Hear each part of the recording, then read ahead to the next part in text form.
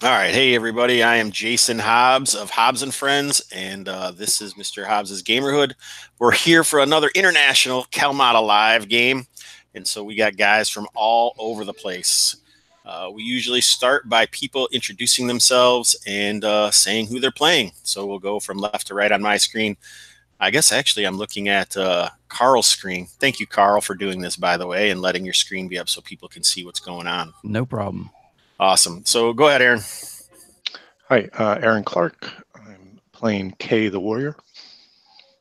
Down half hit points from poor carousing last session. You say poor carousing, I say fantastic carousing. Well, it's exciting carousing. How about that? Where I beat back the robbers that were trying to take all of my worldly possessions. Awesome. All right, Carl. Carl Bussler. I am playing Father Mega Dungioni, or Father Mega, or Father Dungioni, or any variation thereof. He is a cleric. Nice. It looks like we've got RFED. Colin next. No, you was right the first time, Jace. Nope, not on my screen. You're first, Colin. Oh, am I? Oh, yeah. Okay. Well, I am Colin, as you have just heard, and I'm playing Spike the Delver. He's a dwarf, and this will be his third time out into the jungle. And I've got my special jungle hat. Oh, right. I like how he pulled that out. He didn't show anyone else. Just hanging with the laugh. I can't wait to put this hat on. That's awesome. Thinking about it all week. All right. RFED. Yeah, Darren Green. I'm playing Alfred the Fighter, level 1 fighter. Spikepit's right-hand man at the moment. He leads the way, and I'm looking for fame and fortune off of his treasure hunting skills. Suffering from a particularly nasty curse that we're hoping to rid at the end of today, which means he's skint all the time. He's what all the time? Skint. That means got no money. His gold all turns into copper. Around here, we just call that Hobbs all the time. Keep that in mind. Keep that in mind. All right. The Metal God, the Grill Wizard, Gabriel. Hey, I'm Gabriel. I'm playing also a dwarf called the Spaniard. And he survived two incursions to Kalmatta so far. So let's see if we can keep that up. Let's see, shall we? Paul. I'm Paul. I'm playing Gravik, also a dwarf. It's good to be in the company of so many of my kin. I survived one incursion at Gamehole Con. We went to a watchtower on the northern edge of Plague Bay. And it was overrun with pirates and giant ibis. It's very strange. Scourge Island, the only group that's gone there yet. It was kind of a Gamehole special, apparently. All right, awesome. So there is a new player. So it seems like we get to enjoy the introduction. This is actually a perfect person to listen to this introduction because I always say that Kalmatta, Island of Adventure, is based on this, The Treasure Vaults of Zadabad by Stormlord Publishing. An awesome duel, which Carl is one of. Awesome, Carl. This is the best Hexcrawl book ever written. So it's fantastic. You're welcome. And the funny thing about this is there's an introduction in the beginning that I used to give Eric crap for, like some box text or some fluff. And so I was like, I got to write my own fluff now for this game. So let me get a drink of water. All right. The great bronze gate of the Black Pyramid was sundered, and the head priest of Chabanil was slain. His elephantine head was carried upon 2 boar spears by courageous bearers back here to Sindanor. Your angry approach kicks up dust, and children's faces obfuscated by the tatters of linen wraps covering every inch of their bodies scamper from the storyteller seated cross-legged on the dusty porch of the inn's boardwalk. He gazes up at you, Welcome, travelers. Welcome to Sindanor, gateway to Kalmatta, island of adventure. I can see by your faces you're confused by my story, but yes, it is true. The treasure vaults of Zadabad have been plundered. But do not fret. Vast wealth lies hidden by the growth of decades, and much of the Zadabadi lies undiscovered. Come into the inn and prepare yourselves for travel. Get a good night's rest, for it is likely your last. Carl, are you laughing in the background? I'm just curious. Yes, I am. I have myself muted. I know. I saw. I didn't want to interrupt that monologue. It was good. All right. So the conceit is everyone's come here to Kalmatta. Oh, wonderful. It looks like my roll 20. I'm looking at roll 20 from you, and I don't have my own roll 20. It's like funny. Anyway, so for now, I won't be able to move the map around. Where do you want to go? I'm driving. So the conceit of the game is you've all come on a boat to Kalmatta, specifically Sindanor, gotten off, and you're preparing yourselves for adventure into this is awesome. My roll 20 is broken. I'm not going to be able to move anything is the only problem. You guys can look around here, and mostly I guess I don't necessarily have to do a lot. But anyhow, you found yourself at the Rip Inn. Spike the Delver has decided that he wants to try and do more treasure delving at the tomb of the Golden Manticore, which is a day's travel almost directly northeast into the jungle. This is weird. I'm going to have to reload this. Anyway, so what we do now is we decide. You've already decided where you're going. We already know who the caller is because he's the one who sent out the call for adventure. And now you can decide if you want to hire anyone. Oh, I forgot. Since normally that would be the procedure, but this time it's a little different because, as Paul said, Gravik was played at GameholeCon, and he did not have the opportunity to carouse. So why don't we do that? Normally, you guys don't get to see carousing until the end, but today you get to see it in the beginning. So it's as simple as saying how much money you're going to spend. Paul said he was going to spend 300. What table he wanted to carouse on, meaning how did he want to carouse, and he has chosen a wizard, a dwarf carousing as a wizard. Awesome. So the next thing, we have to do is, if you want to click your chat so you can see people talking and stuff, there you go. You can see him roll a D30. So /R space 1D30.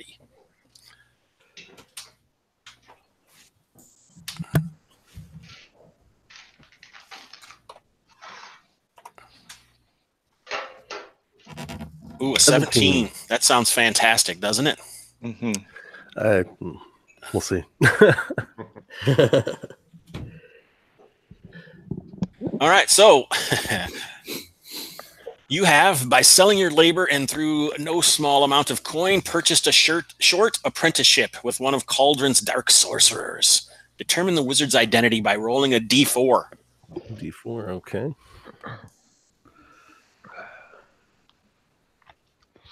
A 4. All right, so it appears that through your questioning and talking and thinking things sorceress, you've gained an apprenticeship with Oryx the Black Warlock. All right. Okay. Here, I'll write it in here for you. So basically, I'll cover what that is, what that means, and what you learn maybe of what's going on at Scourge Island. Like I'll put it in the community or something like that so you can find out. Okay. Awesome. So what are you laughing about, Colin? I'm just looking on the Discord. Every time I go and enter something in the Google sheet, I reckon Aron's beat me to it or something. We just got Oryx the Black Warlock has already appeared. Awesome. All right, so that takes care of that. Next, we have any person that any hireling that you hire is yours until, like, after your session is, like, this is a continuing campaign that multiple sessions get played online and face-to-face, cons, wherever. But you get one extra session. So if you guys played last week and I don't have another session in between, then the people you hired, you have the opportunity to hire again at a bonus. So the Spaniard, you had Kargax, but it seems like you weren't very nice to him last time you were out carousing. So you actually have a negative to hire him again. Do you choose to, or are you going to let him go? We're down here if you guys are curious. He's a funny guy, so he's going to try to... funny? That's why we got in trouble last time. You have to bring that guy.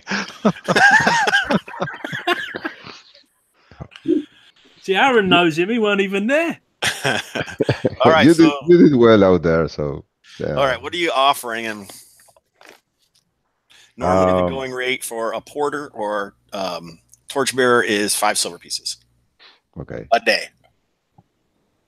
Oh, okay. So let's go standard and 2 gold signing bonus. All right, so you have a -2, but he likes to get that 2 gold signing bonus. I really like to party before we go. And so I'll give you a -1 to your reaction. But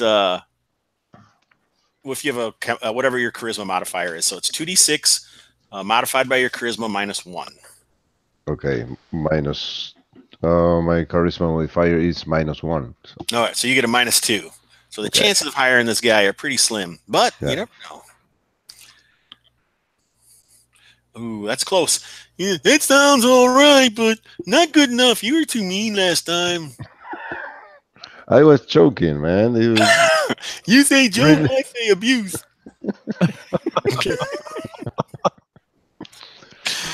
So do you want to, you can basically renegotiate. I think I want to try hiring this guy just so I can hear Jason make impersonations all day. Yeah, you could try. All right, you're letting him go? Yeah, I'm letting him go. Yeah. All right, so we have one more guy who already has one. Spike has Koro, the porter. Yes. He's fond of hair stroking and his pet rat. And, quiet walks on the beach. Yes. All right, so what are you offering him? Yeah, well, I'll pay him my usual double the money, so 1 GP a day.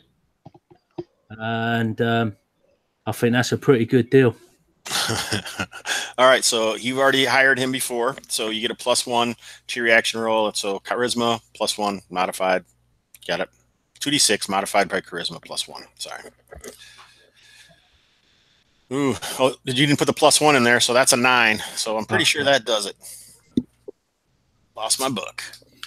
I'm almost positive you need 9 to 12.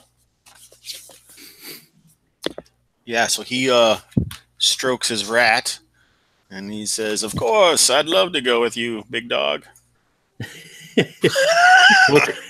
Come join us. All right, so let's go. I already went left to right, so we'll go. I put the tokens down here kind of, so we're going to put them in marching order, but it looks like Dungioni is the first one. Would you like to hire anyone, Dungioni?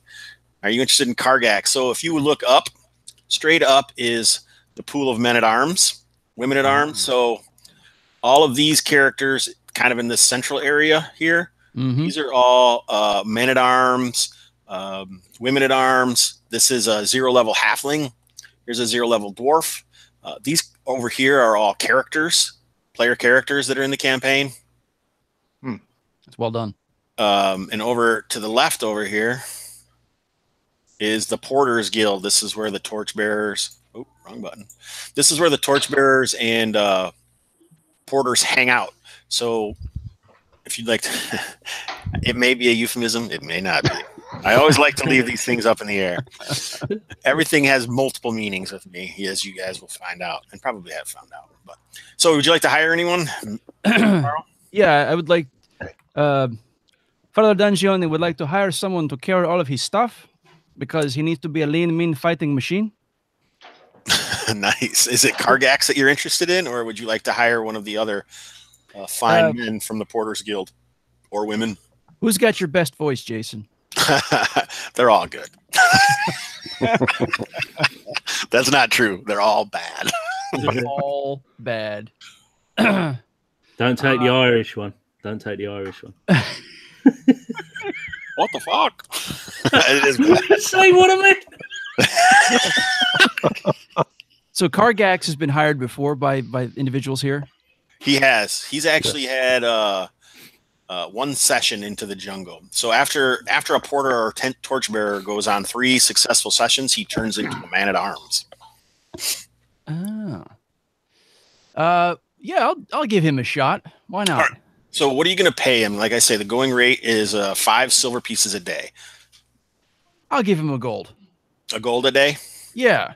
All right. So you weren't as mean, and he likes your accent, so he'll give you a +1. So it's 2d6 modified by charisma, modified with a +1. That'd be 2d6 + 2 because my charisma is +1. No, sounds fantastic. Wow. 5. He's like, well, actually, you're worse than the Spaniard. And that's something. That is. So you failed completely. He won't renegotiate. So let's move on. Gravik, would you like to hire anyone?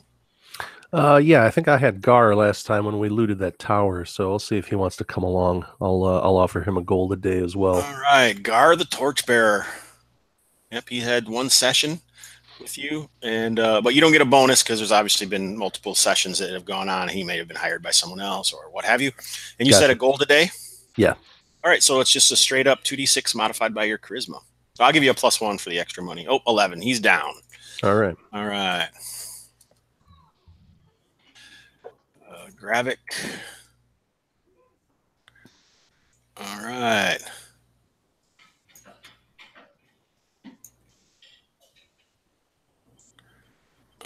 You should be able. Yep, you should be able to control him. All right, nice. The Spaniard, you already got to go once. Spike, are you going to hire anyone else? I guess you already got to go once. Think about it. RFED, obviously you're not going to hire anybody with copper, right? I tried it last time, but they didn't seem that keen. I can't understand why. You're that one guy who's cursed, right? 134 copper. 1.34 gold. All right, Kay, would you like to hire anyone? Yeah, I'd like to hire Rack, the men-at-arms. Oh, okay. Here's my roll. I've got a +1 charisma bonus. No. Where the heck is Rack? Oh, here he is. It's an 8. It's close. What are you offering him? 1 gold a day? I'm sorry, I was offering him 2 gold a day. That's been our going rate Okay. for our last 2 adventures. Is All that enough right. to pick him up, or is he looking for more? All right, Nope, great. that's good. I'll give you a +1 for doubling his route rate. Great. All righty. Where are you? Aron, C, or Gary is. All right. Hanging out at the bar drinking beer, apparently. There we go. All right, so let's go back to. Are you going to try anyone else? Gabriel, are you good? Yeah. No, I'm gonna try to hire Colgar, the porter. Colgar. Oh, okay. I think he's been on an adventure before. Yeah, he's been, I think, in the first. Colgar. Oh yeah, he smells like a goat. Yeah. All right. So what are you offering, sir? A gold a day. 1 gold a day. I'll give you a Yeah. +1. So 2d6 modified by charisma +1. 2d6 flat. Oh, there you go. This guy's way better. Yeah. Okay. Everyone's gonna miss Kargax, though. I can feel it.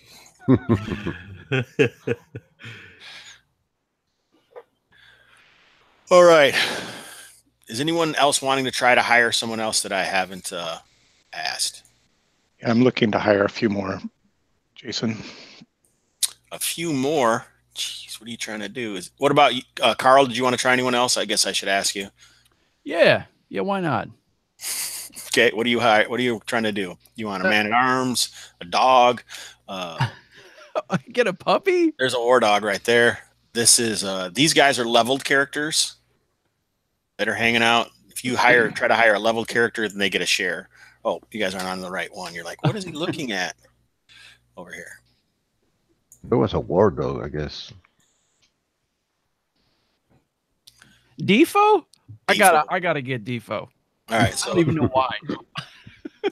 Yeah, boy.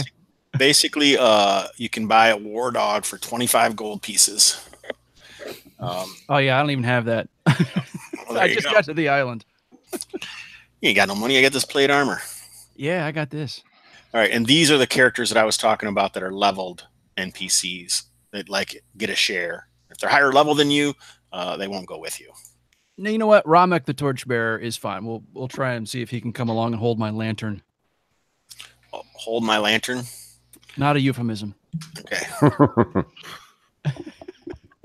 Awesome. Ramek is from the far west. Peasant from the far west. All right. All right, here we go. Same offer, one gold piece. All right, you get a +1 plus your +1, so you get +2. Not quite enough. It seems that Ramek Nobody seems to trust me. stoically declines at this moment. I can't see your eyes through all that plate armor, but you can renegotiate if you'd like. Renegotiate. Mm-hmm. So, like, offer more money, offer them leather armor, or you can maybe say you want to do something in order to get him to open up the opportunity again. Yeah, I'll double his wages and see what he says. All right, so I'll give you another +1. So you're saying 2 gold pieces a day for Carmack the As long as we're not going to be out for more than 6 days. Ramak. So go ahead and roll. All right, that does it. So go ahead and you have to pay the money up front that you were going to pay for 1 day, obviously. Got it. Done. All right. Dungioni.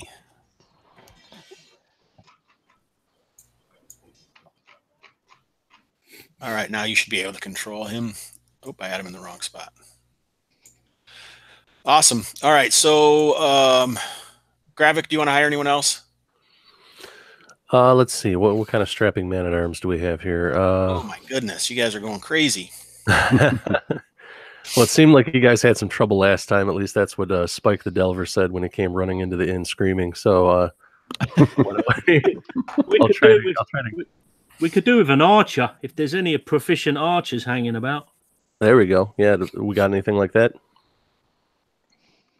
Not necessarily. No? Let me see. I can go through and look. You can always buy them a bow if you have one. All right, Manx. Looks like he has a crossbow. Okay, cool. We'll give him a shot then. What's his going rate?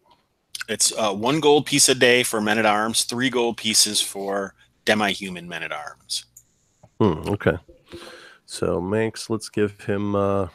So yeah, I'll offer him double rate then. All right, you can get your charisma modifier 2d6 plus your charisma modifier +1. What is your charisma? My charisma is a 9, so I do not have a modifier.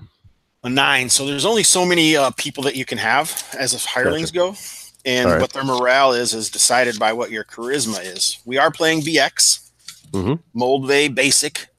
Charisma 9 is a morale of 7. Yeah. Oh, that reminds me, Father Dungini. Your NPC is loyal, so he gets a +1 to morale. So you might want to mark that down somewhere. It's a Dungioni. Oh yeah, Dungioni, Dungioni. Yeah, I got you. All right. What'd you get? What'd you get, Paul? Ooh, a 5. Yeah. Yeah. So I gave you a +1, which goes to 6. Let me see here, 6. All right. So it doesn't seem like that's quite enough for Manx to go with a dwarf with a 2-handed sword. You can read. It's not a immediate, fail or anything like that, but you have to renegotiate if you want to pay him more than 2 gold pieces a day. What does he have? He's got leather and a shield, a light crossbow. So, well, let's see. What can I afford here? If I up it to 3, what was I offering him here? He had 1 gold a day, and I was offering 2. If I offer 3 gold a day, would that help out? Sure. Okay. I'll give you another roll. Okay. Get a total of +1. Oh, apparently not. He does not like the cut of your jib after all. And Seem a little too desperate. That's right. Yeah. Spaniard, are you hiring anybody else? No, no. All right. Okay. Spike. I'm gonna take a go at trying to hire Manx, or is he off of the party altogether? You can, and you just have a -1 now. Oh, do I? Yep, you have a penalty. And is that at what rate does it revert to the 1 GP? So That's the going rate, yeah. Yeah. Well, if I give him 2 GP a day, will that take away the negative? Probably not enough, because he was already offered 3 gold pieces a day and didn't go. So, and there's no hard fast rules about this, obviously. So yeah. No, I'll stand for the 3. Okay. So, there may be someone else, if you want me to check around, that has missile weapons, if that's all you're looking for. Oh, so someone has to pay 5 gold pieces. You guys can split it up. You gather all these people in the inn, and you guys have to split up 5 gold pieces somehow. Is that like the the cost of buying drinks to get people to? Yep, exactly. Enter into these negotiations. Yeah, Vexor also has a crossbow. Oh, let's go and have a word with him then, because he's not been soured by the previous negotiations. You just watch that ridiculousness is all. All right. So go ahead. 1 gold piece or 2? It's double his money, and he gets to come with the famous band of adventurers. All right. Well, this reaction roll will tell us how he feels about that. Okay. You get a +1 though. Boom! All yeah. right. That's 10. Yeah, we're getting a rep now. Yeah. It's the hat that did it. Might have been. There we go. What was that guy's name, Jace? His name is Vexor. Boy, sounds good. Yeah, I put him right here in your little pile of people. Cool. Vexor. Kay? Yeah, I'm going to look for the most heavily armored man-at-arms here in the tavern and offer him 2 gold, or her 2 gold pieces a day. Well, this dwarf is. We don't need any more dwarves. We're expensive, so, leather. Leather. I was considered putting their ACs in the thing here, but leather. Sorry to make you dig. I thought it might have been a list that you were looking at. It's just on their thing. All right, so Olme, the woman at arms, has spear, chain, and shield. Ooh. Yeah, Olme it is for 2 GP a day. All right, try it. +1. Let's see here.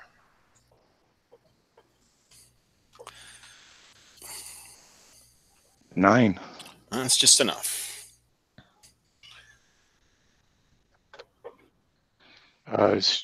Does she have any mods? I know Rack has strength 15, so it gives him a +1. Nope. Taco. No, nothing special about Olme other than her equipment. Everything is special about Olme. Mm-hmm. That's how I'm starting to feel. All right, are we done now? Is anybody else trying to hire anybody else? No. Going all 3 times. All right, good. So you guys need a marching order now? We're gonna get crossbows. All right, so anybody who wants to buy stuff, if you have it, you can just buy it. Okay. Like heavy metals, anything that's like a lot of metal, then it costs 1.5. But other than that, it doesn't. So does anyone not know how much crossbows are? Should I look that up? Crossbows are 30. And 10 the quarrels. Okay, so 40 gold pieces. Yeah. Wow. Who are you giving them to? Just each other. If you're buying them for yourself, just put them on your character sheet. If it's for one of the henchmen, let me know and I'll add it. No, it's just for me. Okay. I need to see Habiba. Let's do this marching order. Yeah, if I've got enough money left over, I want to pick up a crossbow, but I don't know how much she's going to shake me down for yet. Okay. So let's get this marching order. Who's in the front? The Spaniard. Spaniard. Who's next to the Spaniard? I think Dungioni in the full plate with his shield. Okay. All right. Who's in the second rank? Someone with a spear, I would assume. Yeah. Which way is this going? All right. The red arrow is to the right, so you're marching to the right.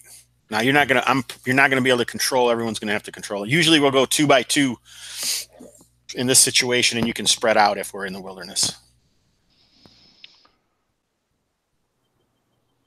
Where do you want to be, RFED? Okay, in the back. All right, nice. I put Olme and Kay in the second rank. They both have spears. Okay, cool.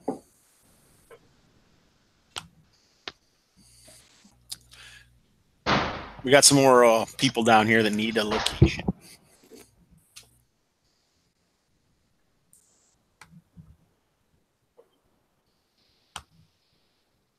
Actually,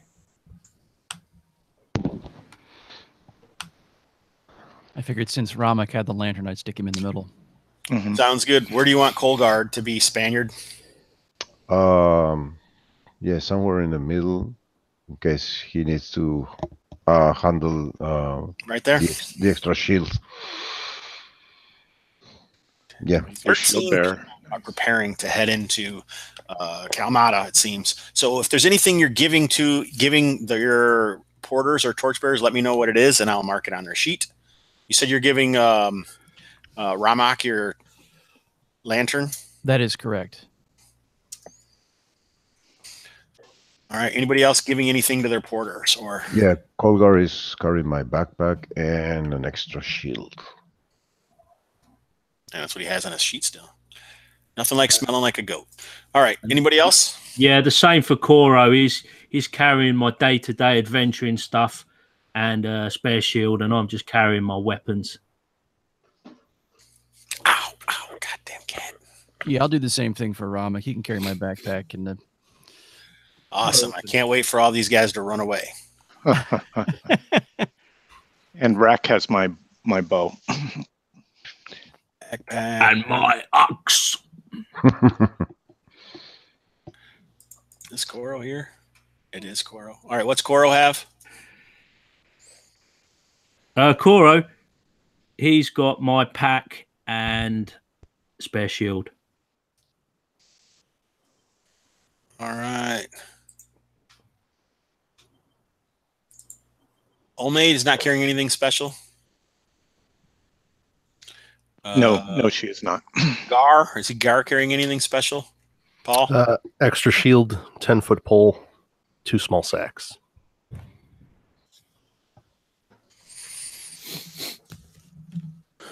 All righty. I think that covers it. Are we good? All right, so we'll go back up here. I kind of have little tokens up here. You can. Here's that old witch, Habiba Muna. All right, so this is normally a random roll to see what she has available, but we're moving kind of slowly. But we're going to go a little long just because we started long. I don't know why. Probably because Gabriel was late. No, just kidding. Here we go. Habiba Muna. So you want to make a reaction roll with Habiba Muna. Colin? Okay.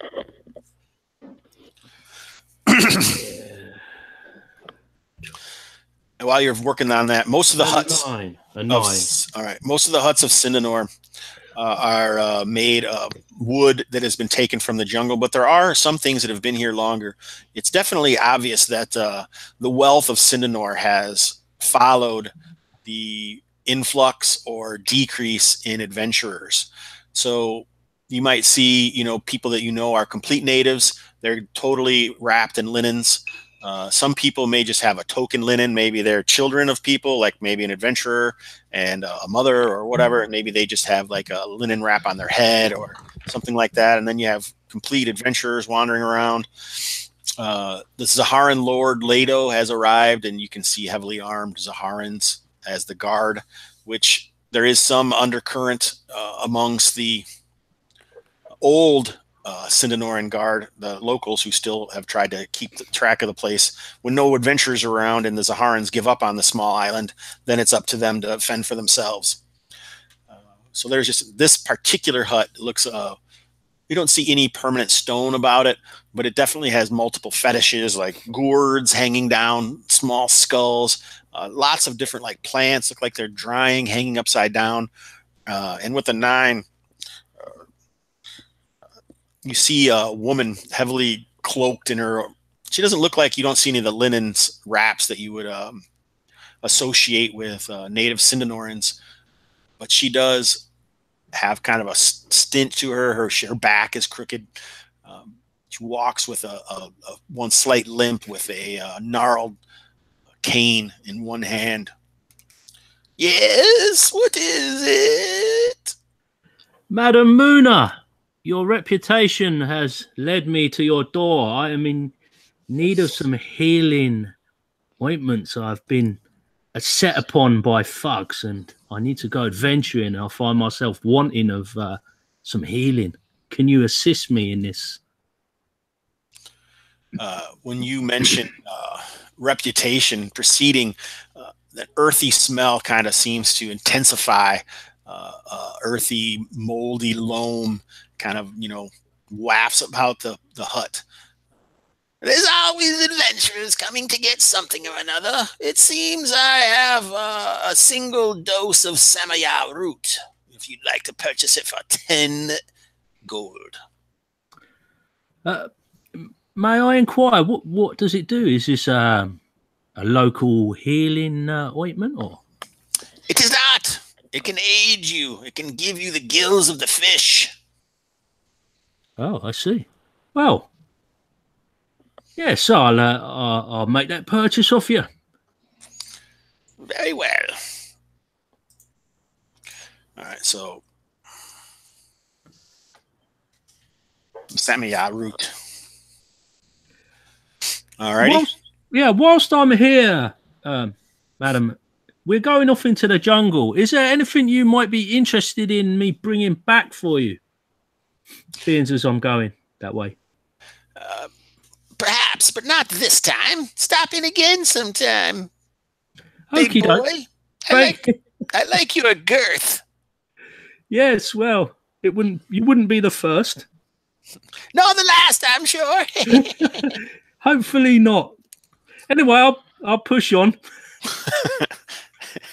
Push on. Oh my goodness. All right, good. Are we done now? Oh, wrong button. Yes. I'll actually get into the jungle. All right. This is exciting. Another endeavor. All right, thank you, Aron.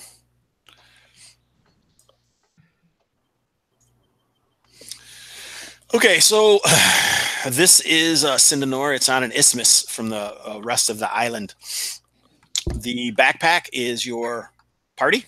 You can see the hexes that are visible are ones that have been moved through. If it has an E on it, it was actually explored. There's ruins. There's places of interest all around. Our particular goal for today is over here. The tomb of the Golden Manticore. 6452. Sure. That's what it says. I'm not looking at it that close. Spike, why don't we follow the unknown path so we can unveil what's in there before reaching the tomb? Yes. Under the circumstances, I think we want to make a direct passage there with no exploration. We'll travel the path more trod. You're not exploring? You want to head straight there? Yes. So he's like, no, Spaniard, get bent. No, that's what he was advocating, surely. No, he was saying go through the path that isn't. Oh, was he? Oh, sorry. Yeah. Going through the dark here. Well, that'll take a lot longer though, won't it? No, you're still traveling. It depends on movement points. So the hexes with 3 jungle is heavier, which takes a little longer to get through. Oh, so it's only the terrain. It's not the fact that it's unexplored. Nope. Oh Unless- no. Well, we will explore then. If they've been explored and like they actually change in how savage or barbaric they are, and something that has been walked more often is going to be a slightly different table. Well, we want to try and tame this wilderness a little bit more. So I'm with you, Spaniard. In that case, I misunderstood. So also to increase the amount of exploration, you actually get XP for exploring hexes or moving through new hexes, basically opening the map. Yeah. All right. So it's just going to take longer a little bit. Oh, you get a blessing. I don't know who does, but somebody does. All right. That's not a real blessing. That's just Father Dungioni saying thanks. No problem. I got you. Little fluff for you, y'all. All right. So go ahead and move the token. All right, go along the path that you're going to take. Yeah. All right. So between those two, are you going to go through the jungle, or are you going to miss the jungle when you go along the river there first? Or so just like, what's your first step? 54, 53 or 54, 54? I say we go through the tower. Yeah. All right. You move past the tower. All right. So that's 2. Now where? 55, 52, I guess. Yeah. Yeah. All righty. All right. So Spaniard, as you are, you move past the tower. You're in the jungle. It seems like this time the weather is a little harsher. You no longer hear the beat of the surf upon the isthmus and the island, or the near island that Sindanor is on. It's gone. You've moved about a mile and a half. You can still smell the sea heavy on the air. Mm-hmm. But instead of a light drizzle, it's almost like water is just kind of running through the jungle foliage above you.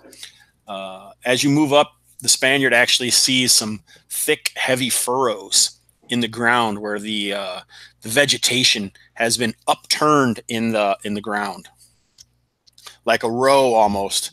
Anyone past farmers in your history, which a lot of dwarves probably wouldn't necessarily recognize it, but it kind of looks like a farm row, not a bunch of them, but just like a mound of upturned dirt that kind of snakes along the ground. Right now, you're about, we'll say 30 yards away from it. You see it off to your left. It's not crossing your route. So is there anything you want to do? How big is this this trail of upturned dirt? You'd have to get closer, but it's not like 2 inches, or you wouldn't be able to see it from there. It's closer to maybe a couple feet wide. Oh, okay. Maybe wider in some places.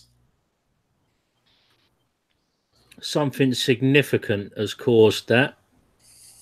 Maybe those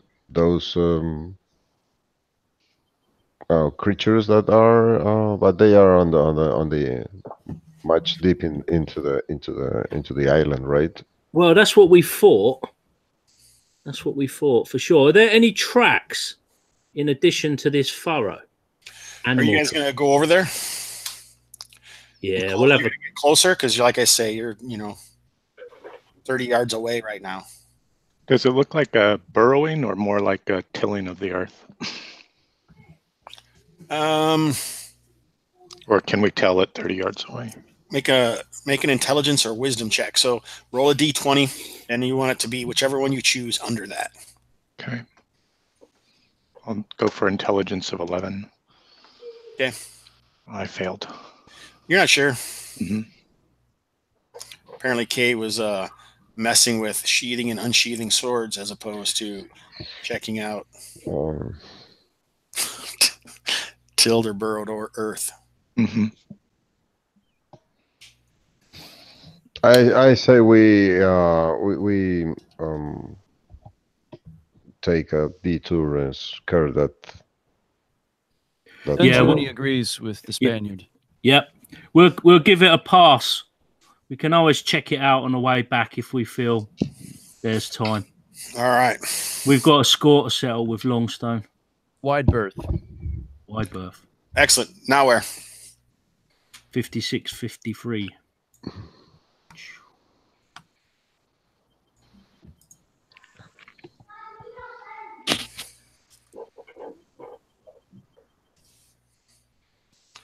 Where are we at here? 1, 2, 3, 4, 5, 6. All right. You're about a third of the day.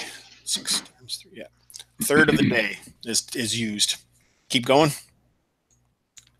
Yeah. Yep. North. Yep.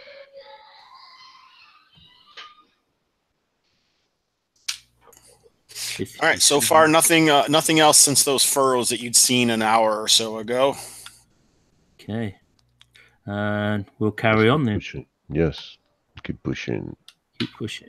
Through the jungle. Pushing through the jungle and into the rain.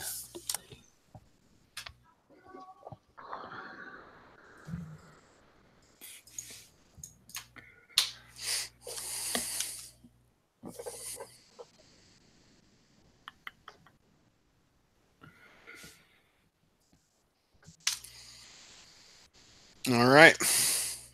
So you're about halfway, so it's time to take a break. Okay. For lunch. All right. Nothing. Is there anything anyone wants to do?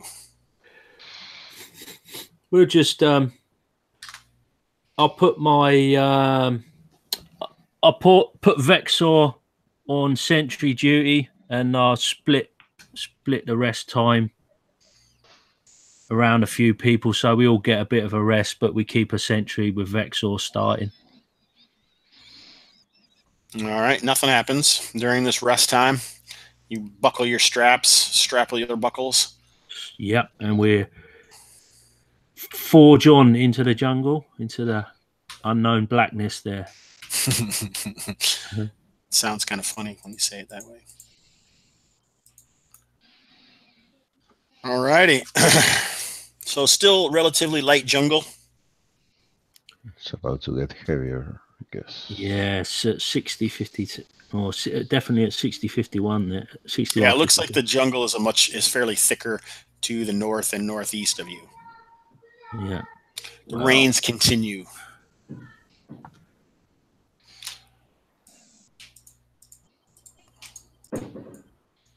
Yeah. So there, we're into some thick jungle now. Yeah, it definitely thickens up. You know, the sounds are still there, but they're mostly muted just by the beat of the rain. It's just almost coming down sideways in the foliage above you. Okay. Continue. How long do we reckon, judging by the position of the sun in the sky, do we think we've got left? Let me see. Looks like you got about one more hex, probably. So does the group feel that we should stop in thick jungle or thinner jungle? Should we plow on to 6152? I think the next day is going to be quite slow travel, so I think we need to push on as much as possible today. Mm-hmm. I agree. Right. Okay, then push on to here.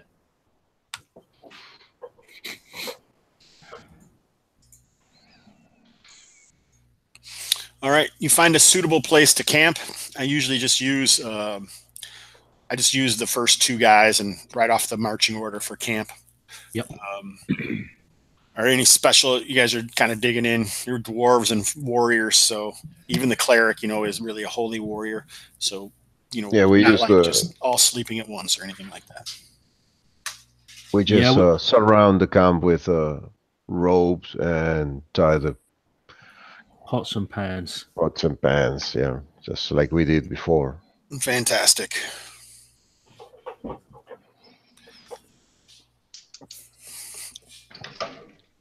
All right, so everyone take off a ration, and however many hirelings you have to feed them as well.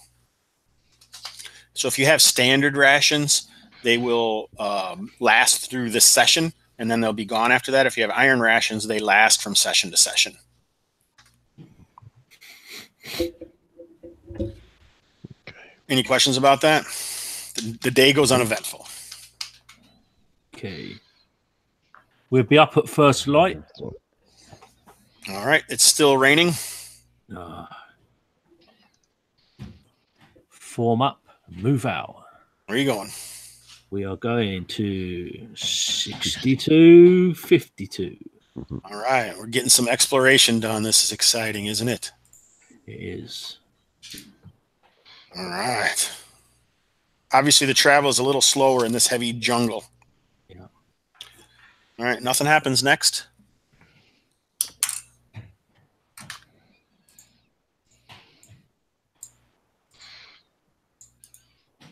All right. So, Hills. as I said, it takes a lot longer. So you're getting closer to midday. What's your intention? Are you going to rest now or move on? I think No, I think it's better to rest before going Yeah. into the ruins. Yeah. definitely, because we're moving. We'll be there next move. So I think we'll stop. We'll feed up and rest and be fresh. Okay, so as you guys are resting, you know, the rain, it's kind of miserable. You haven't had anything dry almost since you left Sindanor a day and a half ago. And as you're traveling, you're almost all of you simultaneously feel like a kind of a shift because you've moved up into some hills now, I think. Haven't you? Let me see here. Maybe not. Yeah, we haven't we? Yeah, you have. You've moved up into some hills as well. Mm-hmm. What are hills too? Okay. Yeah. So you've moved up into these hills, and so it's obviously moving up towards the west or towards the east, northeast. All of the elevation continues to move up, but the jungle is still quite thick. I guess it's not as thick as it was because it's sparser because there's only one tree there. But you're still in the jungle, and it, like I say, that it's raising, and you kind of feel the ground shift beneath you, and it sounds like some kind of weird. You're guessing animal horn kind of shifts through, not shifts, but echoes over the hills. When you say a horn, like a horn sounds like a sort of noise. Maybe like between a horn and a cry.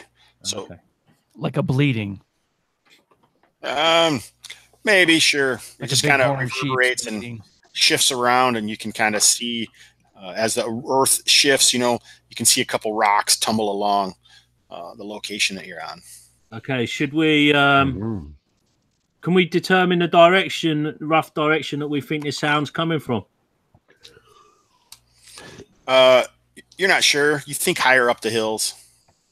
I'm proposing we go in the opposite direction. As fast as. Oh, hang on. I mean, you're guessing it could be a mile away. Okay.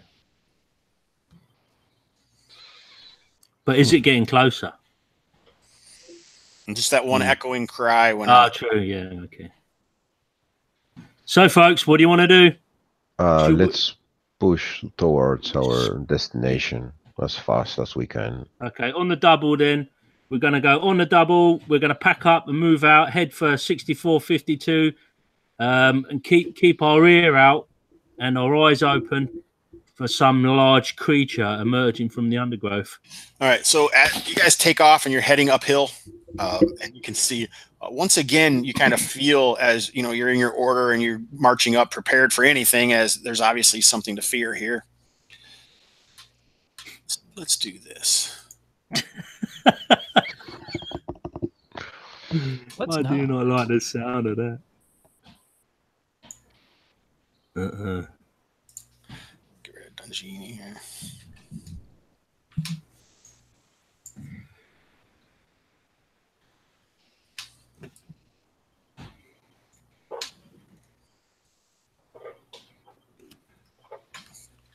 Can you see anything? No. Nope.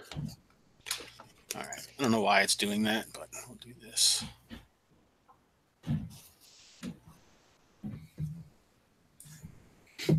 This is interesting because I can watch it happen on the other screen. So, That's weird. Oh.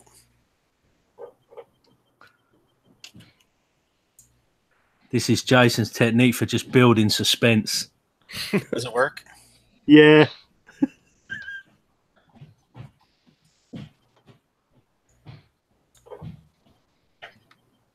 Hmm. We See a full map now. Well, I'm sure you see what we see too, Jason. Yep. Okay. You can kind of see everything, but don't worry about that. Just, what do you guys do? and we hear the river, the running water. No. No. No, that's supposed to be a line there, that red line. You can't see Okay. past the red line. Oh, okay. Okay. Okay. Do we need to form a defensive position if we don't know where our assailant is coming from? Do we form square? So I got you guys. Yeah, you see where you are. Maybe we Take can to the underground and see what emerges. move to this higher place. High ground. Yeah, let's take defensive Take the high here ground. on the higher ground. Yep, let's do that. To the high ground. So you guys can go ahead and move you wherever you go. And as you do that, I am going to take a break. I think I just lost the die. Son of a biscuit. Oh, there it is. So let's take 5 minutes, y'all. Okay. Okay. Works out well for me.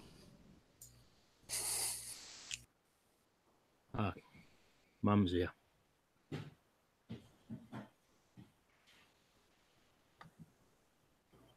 Everyone should have control of their tokens to move them around. Yeah. Shall I got control of my laptop?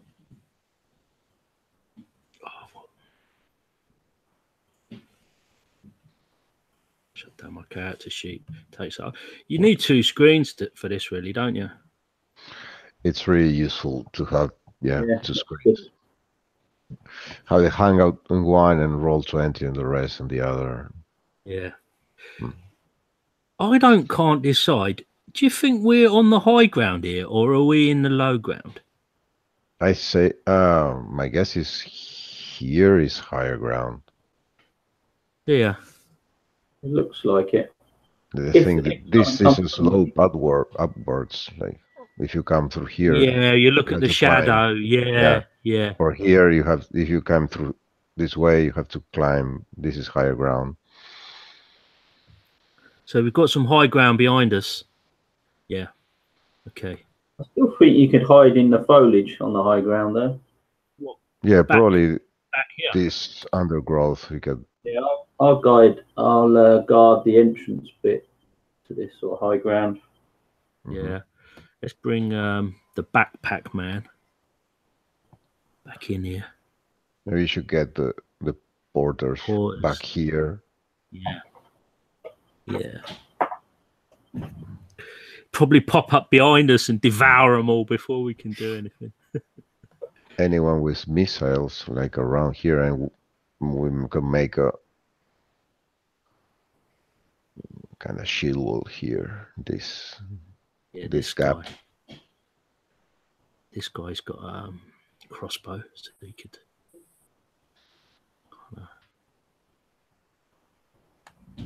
Get a shot from there, perhaps.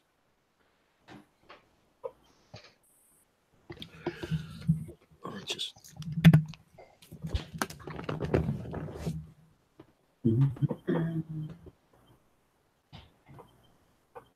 So you play Kalmatta before, Paul? Yeah, just the one time at the at the convention.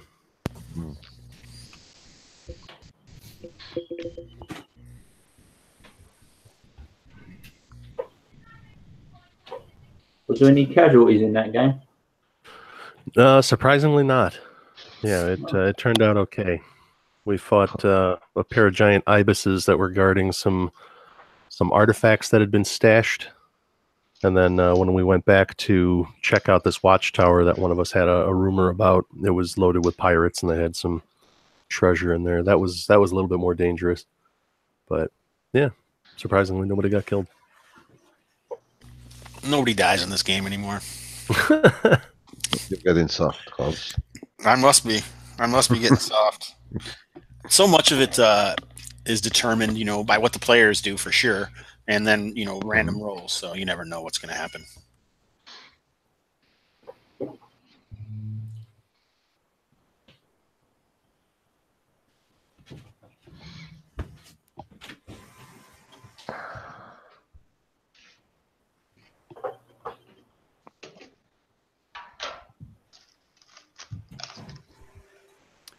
I am back. Dang cat. All right, nice.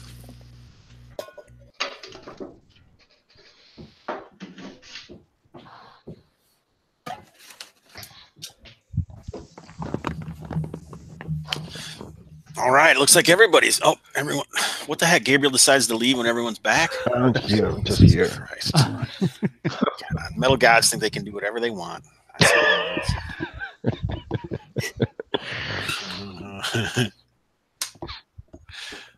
Is everyone here a writer, publisher, podcaster? I am not. No, not podcaster. Publisher. I don't think so. A bit gamer. That's for sure. Gabriel is like a pretty heavy. He was one of the first people. One of the first, not the first, but one of the first people I had ever gamed with online. Yeah. I don't know how long ago that was now. Quite a while. So, I asked because if 7 years, it I was, guess. then I would ask to, I would go get your stuff or listen to your podcast. I like to be exposed to new things. There's plenty of exposing going on around these parts. oh my goodness. Stroking the rat. Whoa. All right, are we ready? Yeah. What are these? I noticed we've got Kay, May, and Yeah, we're Rat. kind of bringing up the rear here, Spike. So I think you might be in the firing line there. I think, huh? Yeah. See, we're setting up on this rise. Yeah, just We're better get here. So the elevation goes this way. This is higher up the hill.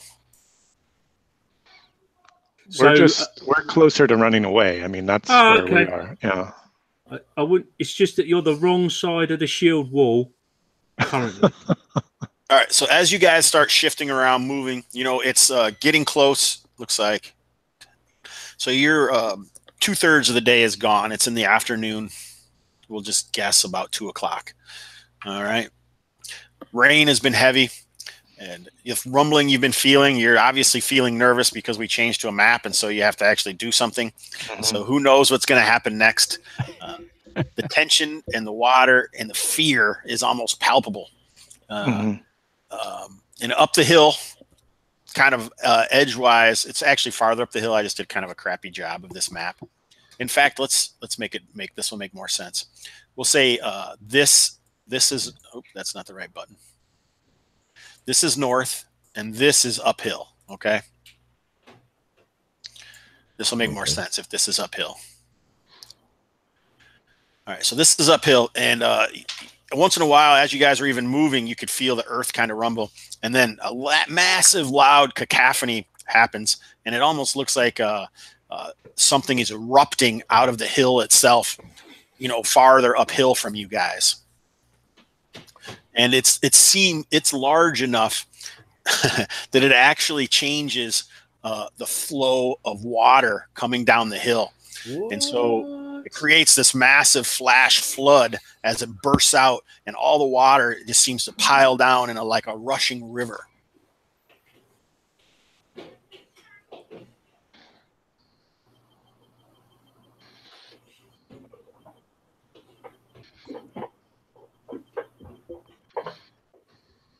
You guys look up there? Oh, I guess you can't because I'm on the wrong layer. I'm zoomed in a little too close. Is that the right size?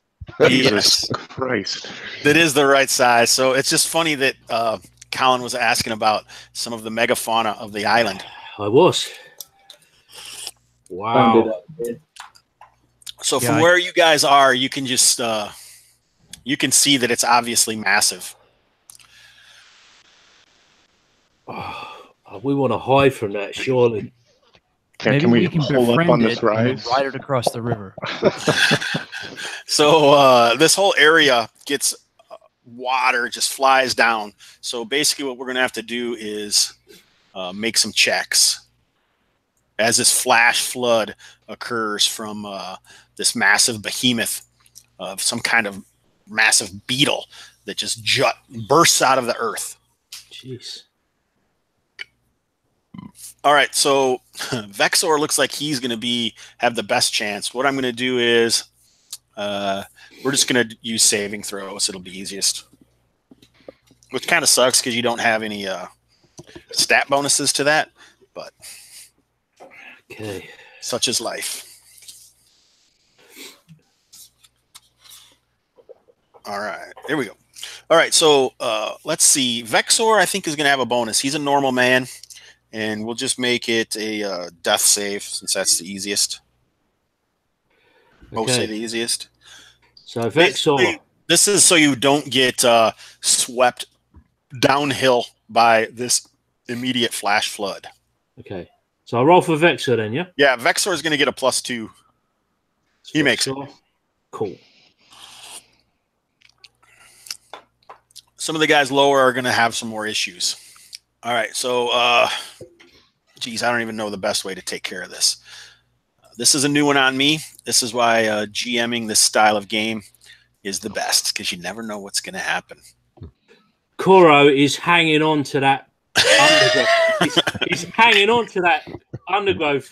All right, since you were rolling, why don't you just roll again? So these guys need a 14, so go ahead and roll for Koro. Okay. Praise the palm tree. Has it rolled? Did it work? Nope. No, not that I saw. So anytime you want to make a roll, you can, if you click in the chat box and then use your keys. All right, so he fails. Oh, shit. So this will be getting swept away. All right, so Dungini, let's roll for Ramak. He needs a 14. Fails. All right, why don't you roll for yourself now? You need a 12. Oh, you made it. Nice. Nice. All right, who's this? Kay. All right, it's a death save, you say? Yep, you need a 12. Can we all like try and hang on to each other or something? No. I'm grabbing the Spaniard. No, my friend. And the Spaniard's grabbing me. Who's got the most armor to weigh us down? Roll Grab for on the Rack. Dungeonini. Dungeonini. It's a Dungeoni. Dungeon. Rack. Dungeon. Oh, Rack, sorry. No problem.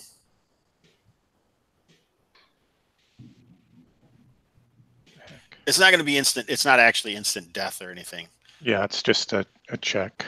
Yeah, we're just seeing what's going on. We're just trying to. I rolled a 14. Oh, what's this 3? I don't know. Maybe I pushed it twice. Yeah, the 14 makes it. Nice. All right, so Spaniard, Okay. you guys can kind of see how I'm going here, so you can prepare yourselves. Let's see. Oh, we're dwarves, so you guys only need an 8. An 8? Sturdy dwarves. Okay, I thought it was a 10. Okay.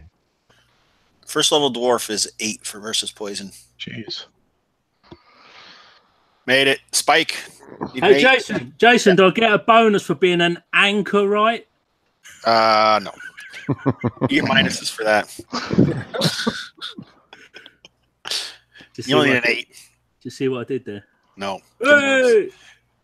Spaniard roll for Colgard. That shield wall is holding. It is. Okay. We're holding against the water. Color. Fails. Oh, swept away with my backpack Here. and shield. All right, Gravik. Dwarf needs an 8. All right. Why does it say you need a 10, I wonder? I'm just looking at the basic, the D&D basic. Really? Yeah. No, that's poison or That's poison or death ray. Is that the same as save versus death? Yeah. Oh, okay. Yes, it is. Page B26. Well, that's what we should be using. For some reason, this must be the Labyrinth Lord one. Man, I bet you I was nice to some people. I think that's the one we normally use. Nice. This is awesome. This is even worse. What page? B26. 26. All right. This is fun. What is 10? Where the 8 comes from? Is there a +2 inside 4 dwarves or something? I don't think so. No. No, they didn't get shit. All right, nice, good. So Gravik, you failed. Haha. I mean, just kidding. That seems sucks. Yeah, that sucks. All right, Ome, which is K. 14. Nope. Nice. Is that no good? Nope. Oh, 11. Oh. Cheering on my demise, Spike. Gar. Ah, man. Yeah. Mistake. Gar fails. There we go. Couldn't get her at first. RFED. Lucky RFED. Unlucky, RFED. 12. Nope. It's nice that it's right there in the character sheet. Nice. All right, so this massive flash flood comes down, and you can see this huge beast. It lets out this roar that sounds familiar that you had heard. That mutilating, bleeding roar.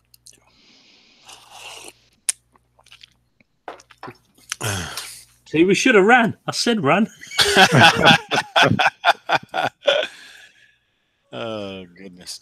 All right, and as it burst out, you know, the rubble and stuff falls around you. Some people are whoosh down the hill from the water.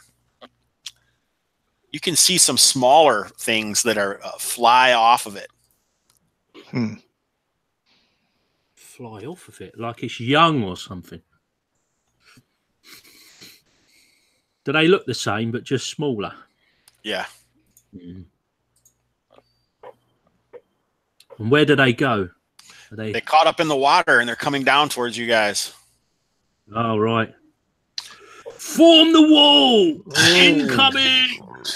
All right, so the people who failed, you guys are going to get swept down. Mm-hmm. I'm just going to roll a D3. All right, everyone takes 1 point of damage. That failed. How many hit points does Olme have? Olme has 5 hit points.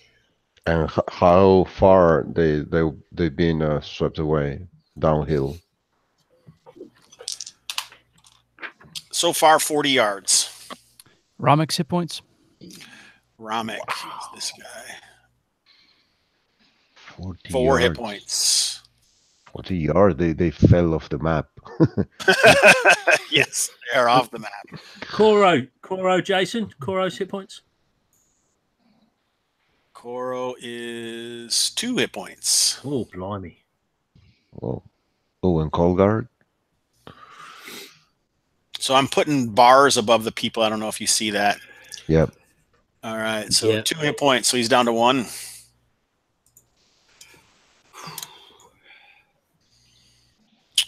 Gar has 3 hit points. He's down to 2. And you guys can control your other people, right? Are we good? Rack, you already have him. He's got 2 hit points, I think. Yeah, he's a 2 hit point dude. Koro's rat might outlive his master at this rate. That's not the first master I've outlived. No, I'm just kidding. Oh, no, it's a talking rat.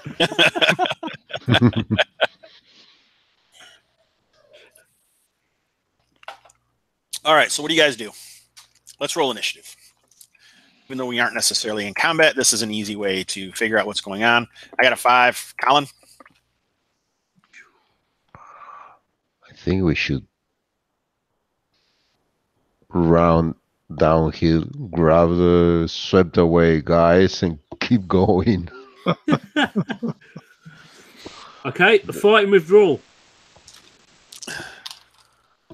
You don't have to do a fighting withdrawal because you're not really in melee, but I mean, I think you just meant in general, right? Not mechanic fighting withdrawal. Whatever's appropriate. Just get us the heck out of here, he says. GTFO.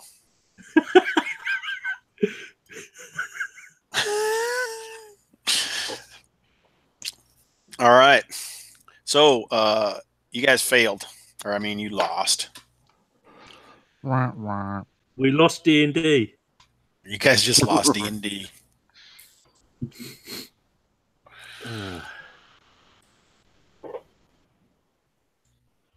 All right. So I don't know if they can see the people at home, but we'll do this. Oh, you're talking about the initiative, I realise. Yep. So there's only one roll, initiative roll. It's just single people, Paul. Ooh. Oh, sorry. No problem. So there's actually these other beetles now are like spinning down the water, coming down the hill towards you guys. The large one is obviously up there trumpeting.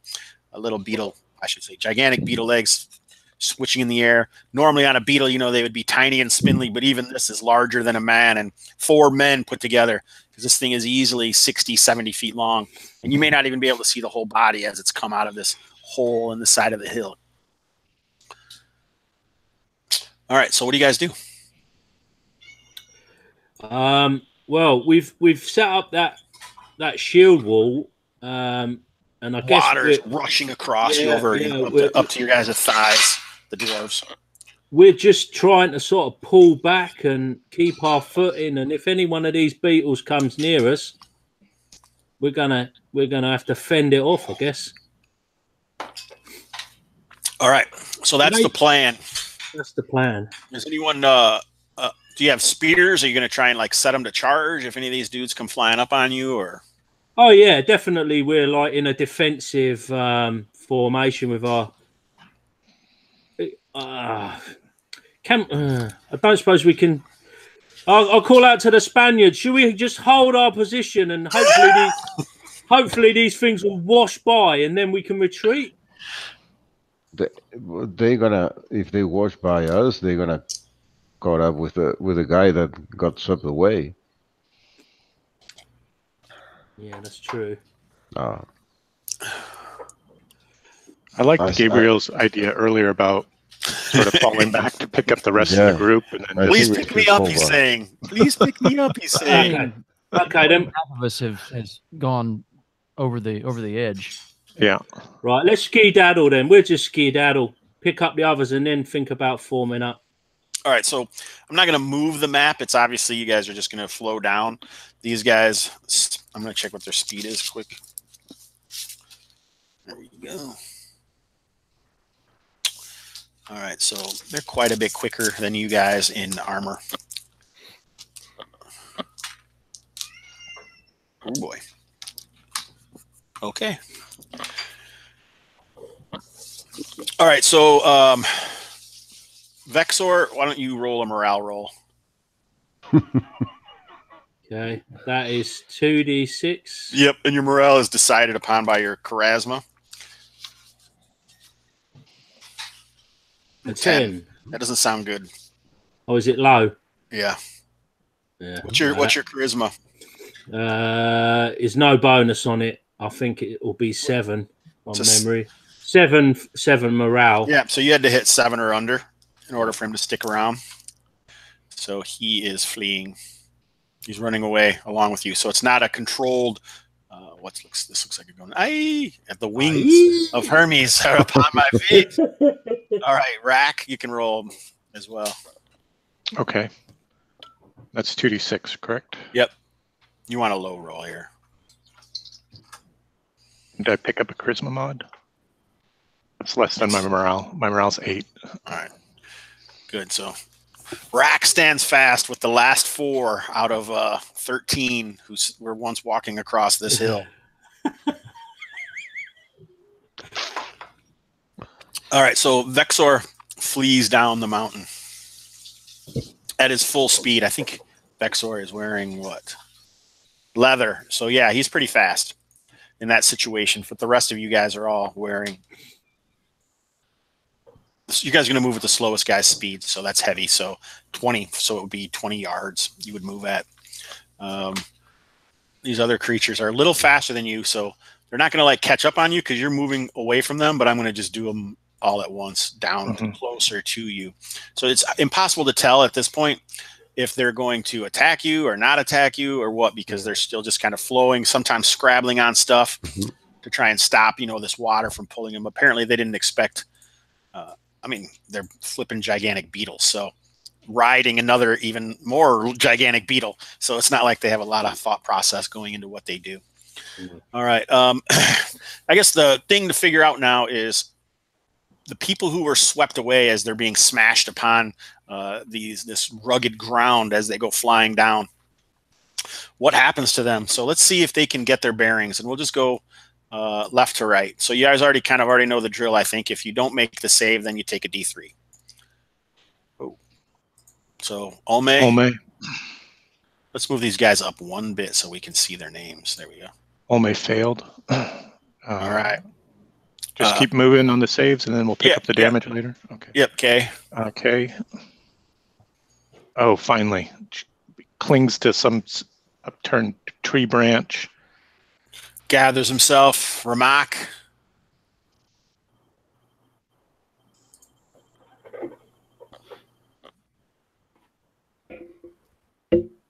Fails. He's still going down river. Colgard. I think that makes it, right? Oh, we better look in this other book. Since apparently those saves aren't good, and you said it was 26, right? This is Rock My World. I'm calling my man, so he needs a 14. All right, man. 14. Okay. Oops. I think it's probably fails. Gar. This is still poison death ray. Yep. No. Alas, poor Coral.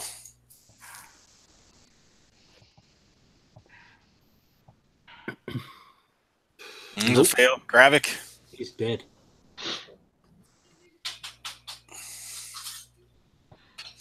All right. It looks like the dwarves are coming through now.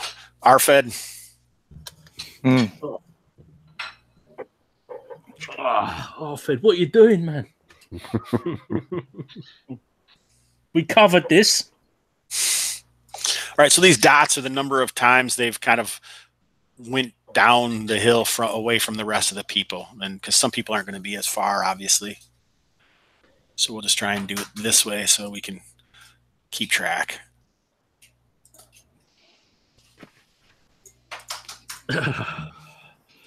This is a dark day, brothers. So some of these guys. Oh, let's see how much damage everybody takes. Here we go. Oh, me. I'm just going to do one roll. Oh, one roll for everyone. Great. Yeah. Nope, only 1 point. Oh, that's perfect. Is the rush of water not getting lessened as we get further down the hill? Sure. Next time we'll give you a bonus. Colgar is dead. As is Koro. Rest in peace, brother. We'll return your remains to your family as per the contract. As the water spreads out, because it just kind of runneled when this beast did it, it changed the flow of water enough that it made, this flash flood moving down the side. I'm not sure it would slow down, though, because the water is still going to be all the water coming up. But we'll say you get better at it. I imagine at this point the water is past the shield wall, since it's carrying the rest of them down the hill. I think there's still going to be some water here because it hasn't slowed down the rain or anything like that. So it's all the water wherever it was runneling before. It's all just kind of passing right over top of where you guys are right now. But yeah, we'll say that that's slowing down. I like that idea. That makes more sense. That works better for my purposes, I suppose, for storytelling purposes. Yeah, most of the heavy water is gone. Yeah, that's why you guys don't have to make another save. Exactly. Sounds good. All right. Initiative. It's like a dam that burst, isn't it? And it Yep. One sudden flood, and then it peters out. And I got a 1.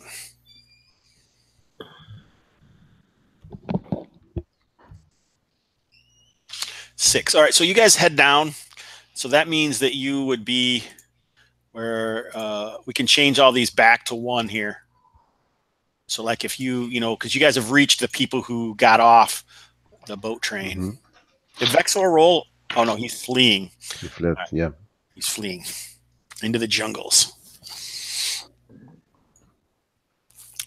All right. So Gravik, you guys can form up or whatever, however you want.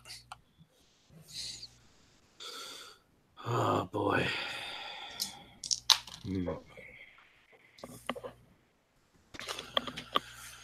Is Gravik Paul's character? That's correct. Yes. And Gravik's a fighter or a dwarf? Dwarf. Okay. Are there anything but dwarves in this game? Yes, I'm not a dwarf. We all have our cross to bear, brother. I know it. I But will you're bear still it a proudly. You're still a solid character. And We'll with the tall stature, proud stature. We'll overlook any minor foibles such as not being a Defects. dwarf. Yeah. Mutations. You've proved yourself. Even these giant beetles that before, they're still much larger than any giant beetles you've considered in the past, because they're obviously almost 4 times the size of a normal man. They're quite large. So they're kind of like elephant size or rhino size. What would be good? Yeah, sure. I mean, they're fatter. I would say like hippopotamus or something like that. Yeah.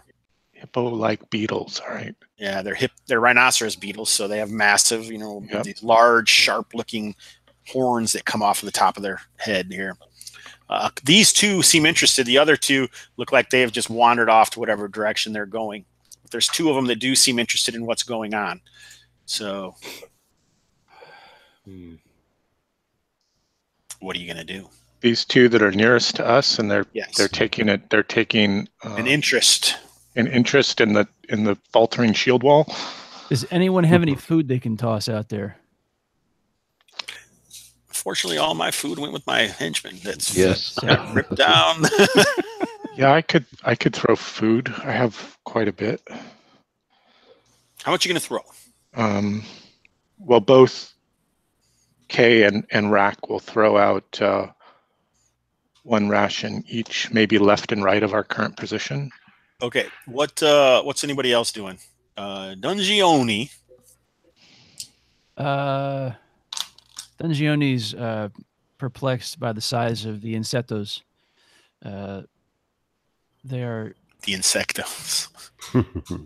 Yeah, the Malvagio insecto or insecto Malvagio. So yeah, he's just gonna stand watch. He's not gonna move. He's just gonna be still, and hopefully that they'll go for the bait and ignore the big shiny tin can. All right, Spaniard. He's taking aim with his crossbow and one of the magic bolts. Ah, yes. Over his shield, like to this one. In case it. Are you firing? No. He's just aiming at it. Okay. He's on Overwatch. Yeah, there's no Overwatch in BX. Yeah, I know. But I know that, but I was hoping to introduce it at this point. Who do we got next? Gravik, maybe? No, we got Spike. I'm setting my spear in preparation for a charge, and hopefully, it'll buy the Spaniard a bit of time, Gravik. You can move up if you want to. I mean, you don't have to stay in 2x2. This is our agreed formation prior to this foray. Okay. I'm backing him up. I'm officially backing him up. All right. Yeah, I'll get on the Spaniard's flank if he's getting a crossbow out, just in case this thing does charge at him. What do you have out? Oh, a 2-handed sword, right? 2-handed sword, yeah. Okay. All right. So you guys won initiative. All right. So this one actually does seem interested, but this one is more interested in all this movement. So it moves up here. So basically missile fire, I usually let go. So go ahead, missile fire. And Spike, okay.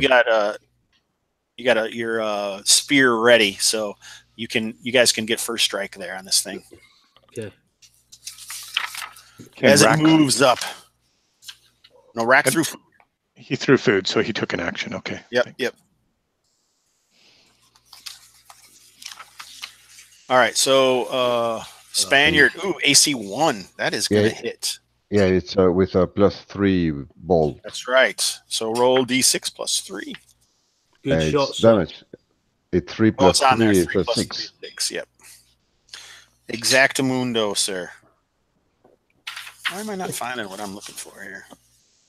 Oh, here we go. So in Kalmatta Live International, we have to speak in multiple languages badly, I guess. We do. Okay, so. cool. Why? Okay, Why is cool. that? Who says? It's just that seems to be the the trend. That's the trend. Yeah. Muy bien, muy bien. That's every game I play, and I'm always speaking poorly. Phenomenal. Phenomenal. That's a good one. Yeah. Somewhere back in the inn. Oh man, I didn't go with those guys. Cutscene.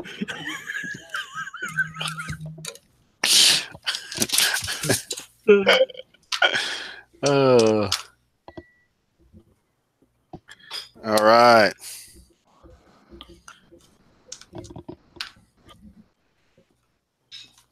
All right, so you did 6 points. Nice. So, this Yes. goo kind of splashes out as the Longstone's crossbow bolt flies into it. Colin, you missed. Yeah. All right, here we go. Let's see. So this thing kind of trundles up with this massive horn on it. It kind of does a swinging motion.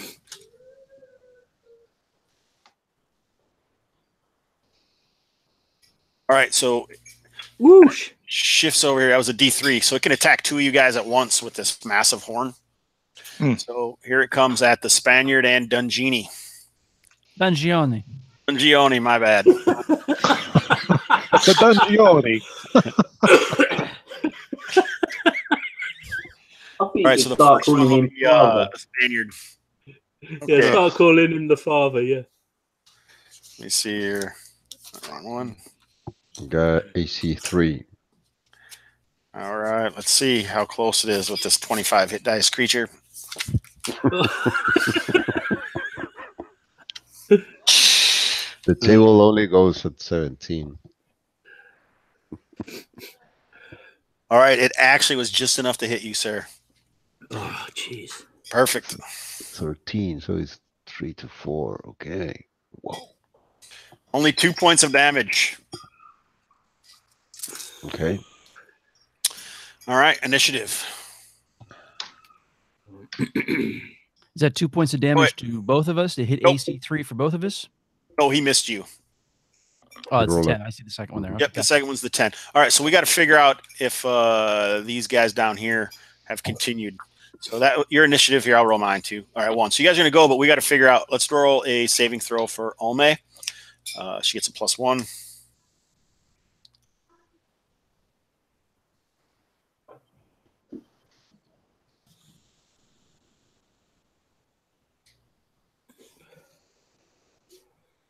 So yeah, you're just doing a saving throw. Just roll a d20. Carl, are you locked up? There we go.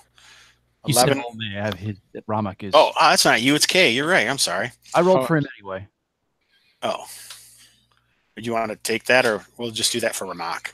That's a failure. Sorry, I missed it. No problem. You want to roll it for Olme? Oh, this is the save for the falling down the Exactly. hill. Gotcha. Yes. Sorry, I missed where we were. I was No daydreaming. problem. I kind of made it funny because we've already rolled initiative. All right, so I'm pretty sure these guys need 14, so that's a Yeah, failure. that's a failure. Colgard is dead. Gar, Oh, failure. yeah. RFED. Uh, Oh my gosh. You're getting bonuses, RFED. You're still RFED has bad luck, man. This Alfred guy, he's not doing too well. Still tumbling downhill. They call him You need Alfred the Lucky. Oh, 3 points. You should have brought a kayak. Jeez. Well, he's only got one elf left. Well, that kills Olme. Olme's You dead. Dashes Yeah, her Rama's head dead against the too. rock. I think that wipes the porters there. Yeah, most likely. Wow. Do you know I had a bad feeling about this mission going into it? You always say that, Spike. I got a bad feeling about this mission. Got a bad feeling about it. I got a bad feeling. Never quote the odds. All right, RFED, you better not fail the next time. Under your shield. I'd actually let him. Huge Sunder against that 3, maybe. Jeez. Is that oof. It's not. I think RFED, maybe you actually are going to survive longer than these guys do. So I think RFED, you should just jump up on your shield, man, and start surfing the wave. nice. Gravik, let's go. You're in battle with this beetle. Gotcha. All right, let's see. Well, hopefully this thing works.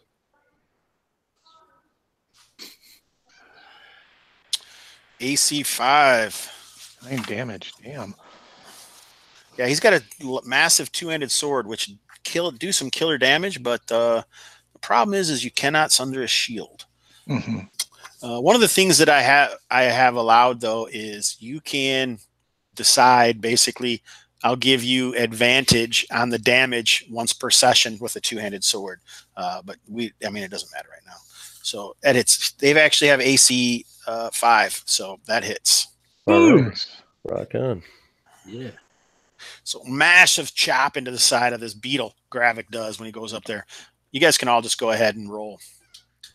But we should find out what Rack is doing, I guess. Did you need a morale or? Nope. I'm gonna take an aimed shot into the large beetle at the battle line. Okay, aim shot. Basically, if you fire into melee in this game, I don't know if you remember, it's you can take a -4 and have no chance of hitting anybody, or if you don't, you get a roll straight up. But if you roll 1, 2, 3, or 4, then it does hit someone and they take damage. Yeah, I'll take the -4. Okay, nice. We'll call that aim shot. I like that. 17. That's 13. 13. That's Thaco 19. It's AC. They have an AC. 6. It has an AC of 5, so I think I hit AC6. I think I missed. just a bit outside. All right. So K with the spear from the 2nd rank. Yeah, Dungioni, you can roll. Spaniard, you can roll. Okay. Yeah, I'm dropping the crossbow and taking out my hand axe. Dungioni misses. Hand axe. Miss. Yes. RFED, saving throw. There he goes. Woo! Yay! Finally, yes. Nice. I shall cling on to a tree for the next 5 minutes.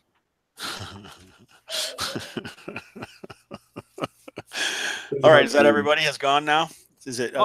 RFED, pick up my stuff on your way back. I'm right, rich. There's all sorts of stuff down here. People have spread all over the place, so it's going to take time, and you may not be able to find it. We'll see. He's barely picking himself up. 3. All right, so Dungioni does not get attacked this time by this massive thing. Okay, but it looks like the Spaniard takes a ruthless blow. Again?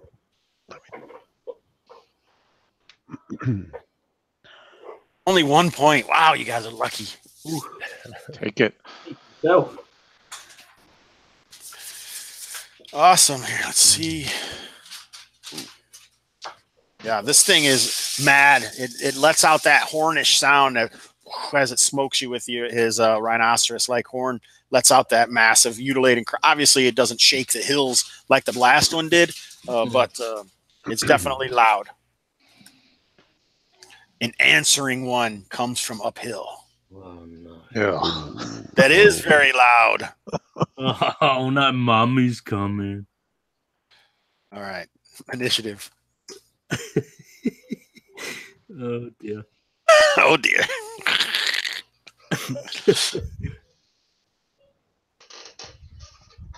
Oh, yeah. All right. Nice. So what are you guys going to do? I'm going to stab the fool with my spear. All right. We're the same. A 13. What does that translate to? I don't Another know. hit from K. And then the aimed shot with Rack.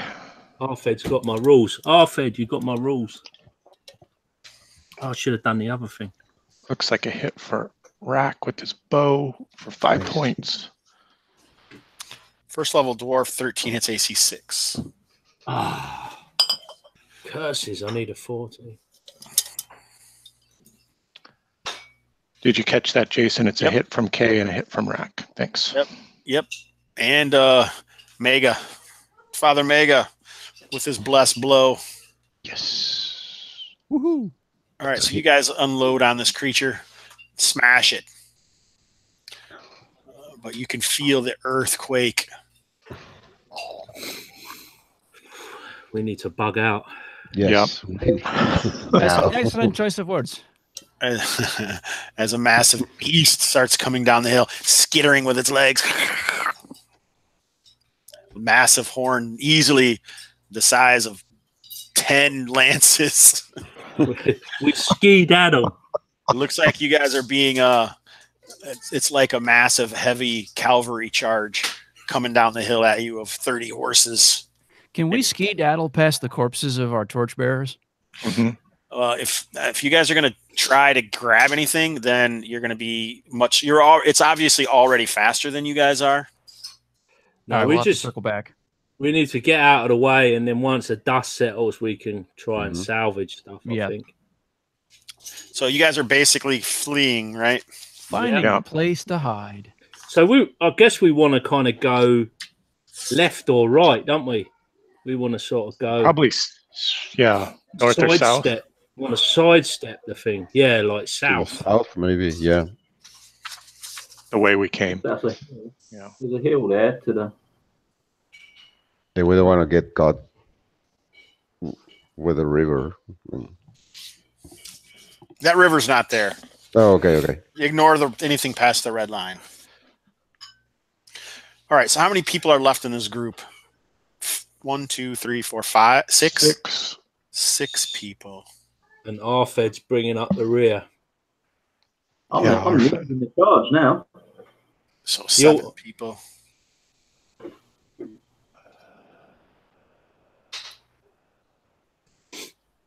Are you invoking the evasion rules? I am. I am. So let's see. Oh, a 3. It is mad, you guys. This doesn't look good. Oh. A 3. All right. So basically, you guys have a 35% chance to evade the creature, and basically, whatever that means is it's going to, occupy itself with the dead and whatever food it can find on the hill. Otherwise, it comes at you guys. Oh my God! So apparently, the gods are with you indeed, and it. You're welcome. With the help of Dungioni's blessing, and I knew we needed a cleric. Yeah, he will take all the credit for that. all right, but it does seem like it's kind of hanging around there. So it was Feasting on the corpses of the dead. apparently, yeah, playing video games with your porters, Nintendos. So what are you guys gonna do? This is a massive blow to our economy. That's the truth. So it was 10. You guys have 8 movement points left. We need to secure some food. Yeah, because we are down to Oh, we see the full Nothing. map, Jason. Oh, what the hell's going on here? Was anybody You guys cheating or what? Eh? Yeah, we're cheating. Cheaters. Cheers. Does anybody have any rations on them? Turn it off for all of them. The rest of mine. Oh, this is gonna stink. So all this stuff was removed. Weird. Wonder how that happened. So, Colin, you have a food problem now. Is that what you're saying? Because my rations. your gear was with your porter. Yeah, mine too. Dead porter. Yeah. All the So heavy maybe hitters we had should their wait. gear on their porters. Maybe we should wait a day and then maybe try to get back to this area and scavenge what we can from the dead. that's- Well, minimally, we're gonna need. Well, I would need my lantern. Flask of oil, Sure. rope, venturing gear. We're on Ramek. Right. Yeah. That's not essential. Let me do a quick little bit of math and tell you how much food I'm carrying with me right now. Maybe it's we just go back to Sindanor. The first rule of Fight Club.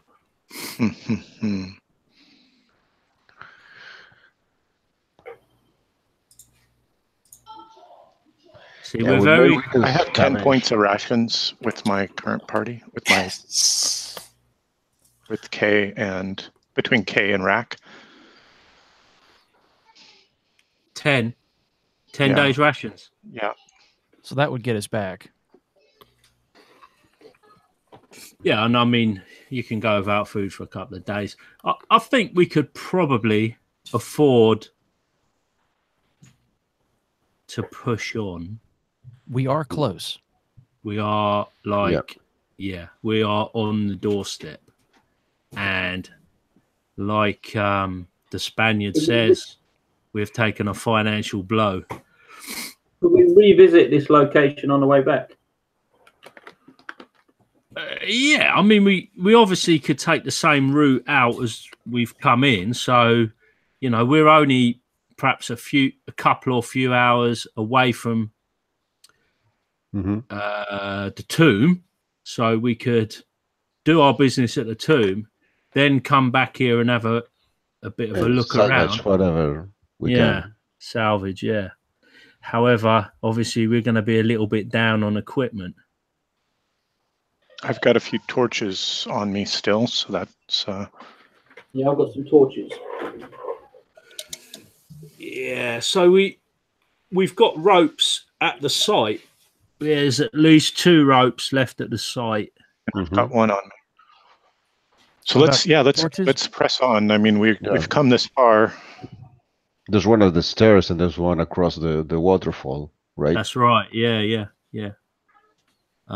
We could do with getting that +3 crossbow. Oh no, we had to abandon ship. Yeah, I think so. So it sounds like it's not all is lost. I don't know what happened to the Vexor who ran. Obviously. Oh right, yeah. Where is that coward? Yeah. We'll deal with him if he survives back in Sindanor. I say we push on. I agree with Spike. Yeah. So is everybody in favour? Yeah. Yep. Yes. Yep. I don't know if our man Jason is having some technical difficulties there. I've only got his card. In roll 20, I think he took a break real quick. Oh, okay. He's been replaced by a cartoon at my end here.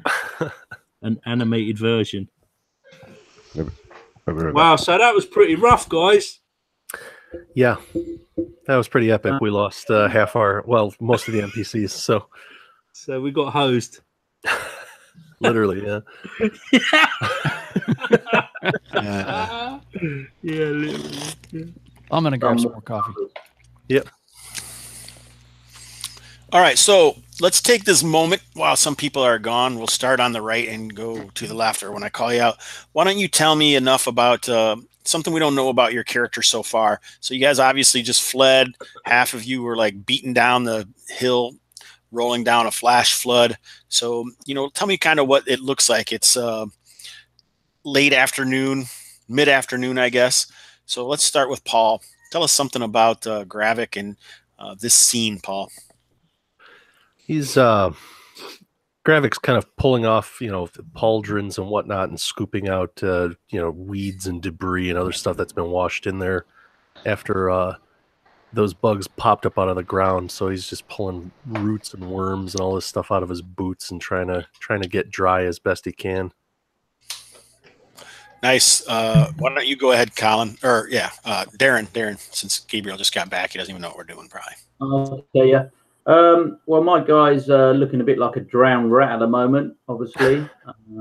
He's particularly poor constitution. He's coughing and sneezing, and he's just looking pretty sad. And he's just trying to keep his morale enough to continue walking at the minute in his low esteem that he's got from his washout down the hill. Awesome. So, Gabriel, we're just taking a second maybe to explain, let people learn a little bit more about each other's characters. A few brief moments to kind of tell us what's going on right now with the Spaniard. He's just mad at this cursed island, and trying to focus on what's ahead. Awesome. Taking revenge. Revenge on the island? On whatever comes across him, because he needs to he needs to let go some steam with something. Definitely. Colin, the rain has abated. Yes, Spike is he's bolstering it, his companions. We've decided we've got enough stuff. We can push on to the target. All is not lost, and the dwarves from our homeland have faced far greater challenges than this. This is just a minor setback. This is the life of the explorer, and he remains undaunted. Nice. Carl? I didn't get excited enough about that, did I? Carl! So Father Dungioni saying a prayer to Coram, the judge. Nice. In thanks for the results of this. He fully believes that those that were swept down river, downstream, were simply unworthy and have thusly been judged. We are separating the chaff from the wheat. Fantastic. Aron. Yeah, well, Kay's furious at these turn of events, this natural disaster that's befallen our party, the dangers of the island of Kalmatta, and determined to salvage some sort of profit from this faltering expedition at the tomb of the Golden Manticore. All right, so you guys are going to press on to the tomb? Is that right? Is that what I heard? That's what you heard. All right, so wet and bedraggled, but not beaten down. The adventurers continue. 6452 is Light Jungle Hills, takes 4. So 14. So you guys have, a few hours of light left as you move into the area. Once more, following the tattered remnants of the map that you found from the dwarves. Not living, not dead. All right.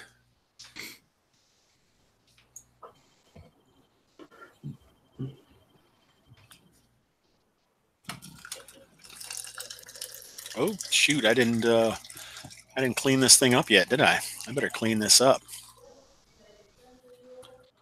All right.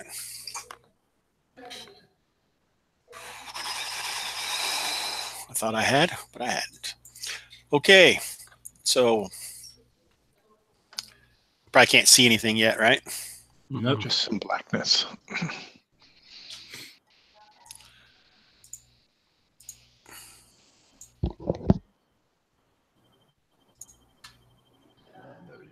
Might as well start with Father Dungioni. He's got it. He's got it now.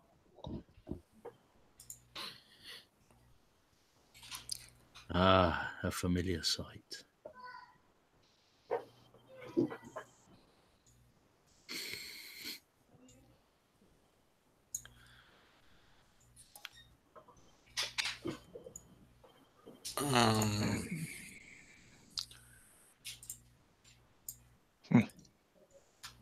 That's pretty.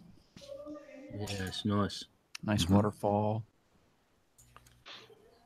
Colorful birds. Are these the stone steps here that you guys were trying to climb last session? They are. Yeah. Yeah. And then I guess the other dwarves had been on the far side here shooting at you. Yes. Yep. Okay. So you found yourselves to the waterfall that moves through the tomb of the Golden Manticore. So what do you do? Can we see if our ropes are still in place, Jason? Yeah, it looks like it. Cool. Oh, along the The spikes. yeah, the yeah, spikes, sure. Yeah. The hat, like our Let's handrail. Let's see. Along the stairs, yeah. Yeah. It looks like the spikes are still there, but the ropes are gone. Mofo. Ah, boy. So much for the ropes, Gabriel. Yeah. Curses. The rope across the Curses. waterfall it's also gone. Nope, that rope's still there, but for whatever reason, they removed the other ropes. Okay. Should we move slowly up those stairs and Yeah. cautiously? I know they're wet or with. Yeah, all the heavy rain hasn't helped with that. Mhm. Yeah. Well, Carl, do you have any questions about this since you haven't seen it, or Paul? You kind of see what's going on, or Well, Father Mega Dungioni has not been privy to any of this, so I'm gonna remain equally in the dark on this. I just mean visually, or like there's a heavy sound. It's loud here as the water pours off over that raised area and comes down crashing into this pool below along the left side of this grotto. So you guys are at ground level. It raises above you, in front of you, and you can see like up and to the right, maybe about 30 feet high. You can see like an opening, like a cave opening. So the areas that are black would be, covered or cliff face. The areas that are open is where you can you really probably shouldn't be able to see in there that far, but it's fine. I don't care because it's 30 feet above you. And those are large stairs on the left. The stairs are about 1.5 feet tall, each of them 1.5 feet to 2 feet tall. And they're large, they're easily about 5 or so feet. And then they climb up the side along until they're like at the top, they're level with the stream before it comes down into the waterfall. I do have one question. It's a great map. I love it. I do have one question. At the bottom of the waterfall, is that a sort of an opening? Maybe. Kind of looks like it. yeah. Okay, guys. Now this is last time we was here.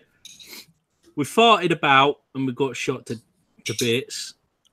I am proposing. Aron has got a rope. We all rope up like mountaineers. Yeah. So, and then we progress up the steps. And at the top of the steps, we can take a breather. There's good cover there. There's a freaky statue that will cut you to bits. But we'll stay away from that because we've already looted it. Once we're at the top of the steps, we can come up with another plan. But I think we need to just rope up and get up the steps. What does everybody think of that? Yep, it works. Okay. Have we got anyone with a ranged weapon that can sort of cover the back in case someone appears over the? I got a crossbow. Yep, and Rack has a bow as well. We can take the back. And is that plus 30 on the map? Is that an Height. additional elevation from our current position? Perfect. Yep. Someone else put that there, and so I thought I would just It was me. add it to the map. Thank you. So like I say, it is loud here from the waterfall. So did you catch the plan, Jace? I think so. Yeah, so we're going to rope up like mountaineers. So if like one man slips, the rest of the party can take the strain. Perfect. And we'll make like it's a glacier that we're crossing. Nice. So why don't you guys just put yourself in order? Okay. Spaniard, shall we bring up the rear with Rack and Spaniard with crossbow? Yes, we bring the rear. We cover the rear.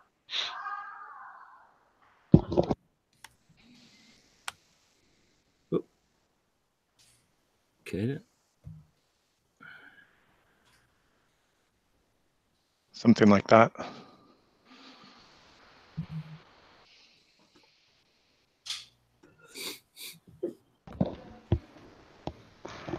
Okay, so when everybody's ready, we'll move out and we'll start proceeding in a cautious and steady way, keeping to the left of the path.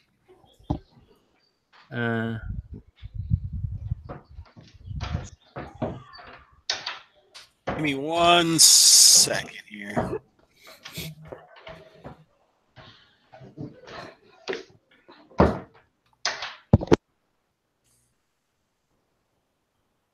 Yeah, go ahead, and if you didn't already go to bio, go ahead. This will probably take me about a minute and a half or so.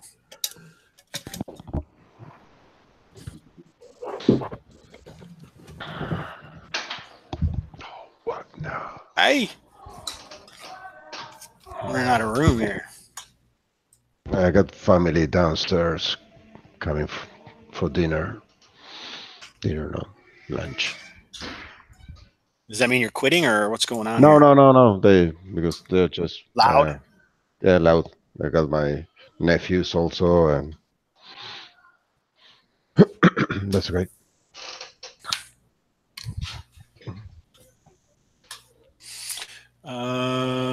Right. Gabriel, I like your shirt. No, it's yeah.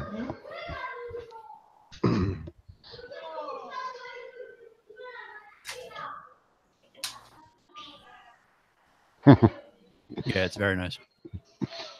Sweet.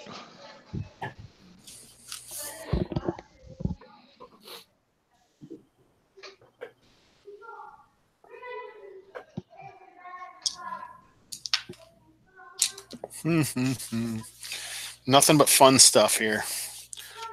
Sometimes you have to wait a little bit, but usually it's worth it.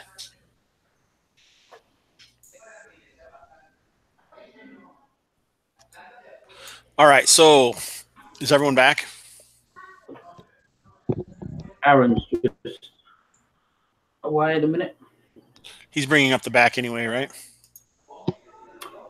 Yeah.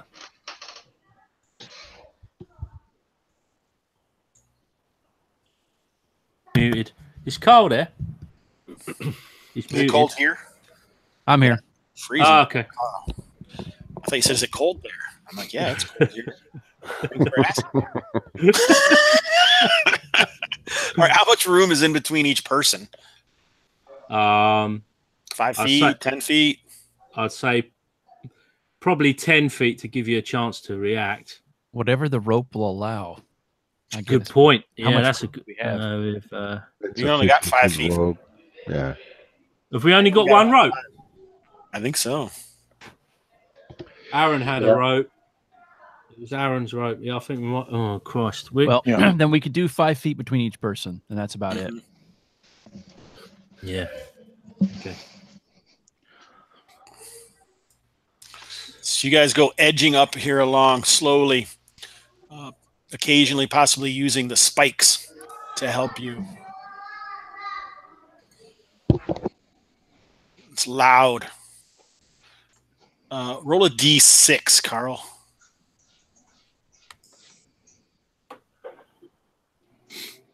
Here, I'll move the tokens. Oh, okay. I'm trying to replicate the slow. Oh, yeah. I just thought everybody was moving this. Yeah, I'm moving them all. What do you think? That's cool. Isn't that nice? That's very good. Rack is in the back. Yeah, with the Spaniard guarding I the like- group with their bows. I love how you're orchestrating that, Jason. Your choreography is second to none. Oh, I don't know about all that. Now you're making me feel nervous. There's such The boot is on the other foot. pressure. All right, so The table's turn. all right, so RFED, roll a d6. Oh, there's RFED. Not RFED, sorry. I mean Oh, Colin, I meant you, Colin. You're the leader. I don't know why I'm getting through. I'm the I'm not doing a leader. very good job, am I? We lost Colin. I'm the leader. All right, we'll just take the. Oh, you got to roll. Oh, he's in the. He's in here. He's just not in the hangout. Nice, awesome. So I don't know. It looks like we might have some viewers. I don't know if it's just us viewing or if it's other people. Either way, we're glad we're back here at the temple of the the tomb of the Golden Manticore. The group is tied together, trying to make their way up this thing, and Colin has disappeared from the stream, but he's still in the game, which we're all glad to hear. All right, so over the water, no one quite heard it, but oops, wrong button. The tension is palpable. Dun dun dun.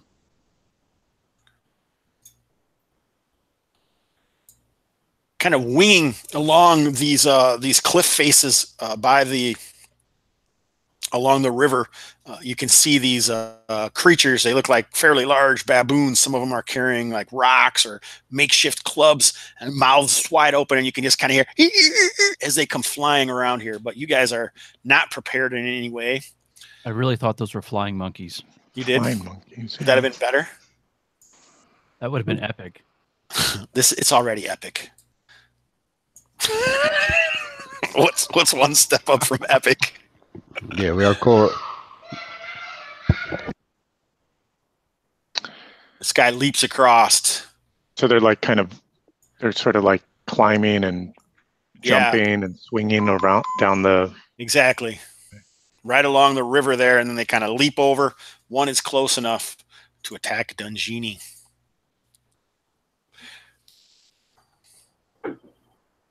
Dungioni. Oh boy. What were you going to say, Kay? I say Kay's got a spear with reach, so maybe she can help in this. You'll be able to fight, but you won't get first strike on it or anything like that, because you guys are surprised as they rip out of rip along the cliff walls along the river. Okay. Yeah, you were surprised. That was the one from Colin. So do we just lose a round, or is it? Okay. Yep, and then we'll roll initiative. Okay. All right, so that hits. Yes, it does. Oh, I'm sorry. It comes flying in. It whips at you with this makeshift club it has in its hand and tries to bite you. It misses with the bite, but the club strikes. Clang. 2 points of damage. These guys seem pissed for whatever reason. The hair is matted down from hanging around. You can actually see like a little bit of gore on some of them, like maybe they've killed something recently. All right, so now it's initiative. Alan, I don't know if you can actually hear us. Go ahead and roll initiative if you can hear us, Colin. We have to send him a new invite, or what's going on? I've sent him a text, but he's not replied. So that's all right. Let's Kay. Yeah, go ahead. Go ahead, Aaron. You're on the left. You can roll. At 5. 5. All right. So you guys go first. Great.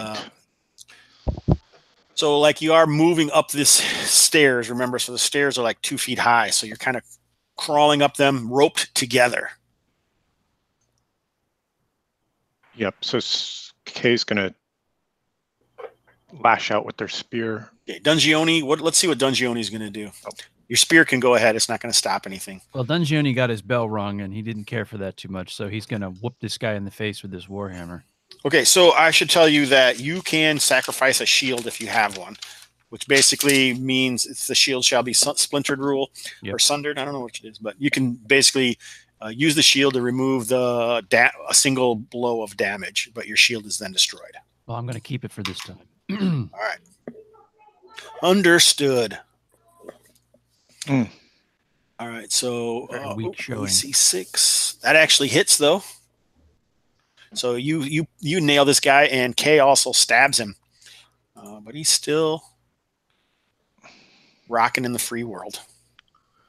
Rack's going to take a shot at this one that's coming across the rope there. Stacko is 19. It's AC 6. Are you sure Stacko's 19? I'm just assuming his stat goes 19. Oh, No, sorry, normal stat goes man. 18. No, 19 with missile. Oh, okay, nice. Yeah, normal man is a 20 normally. Oh, okay, 20. Yeah, but So that hit still hit. AC. Well, but with your +1, that still hits. Right.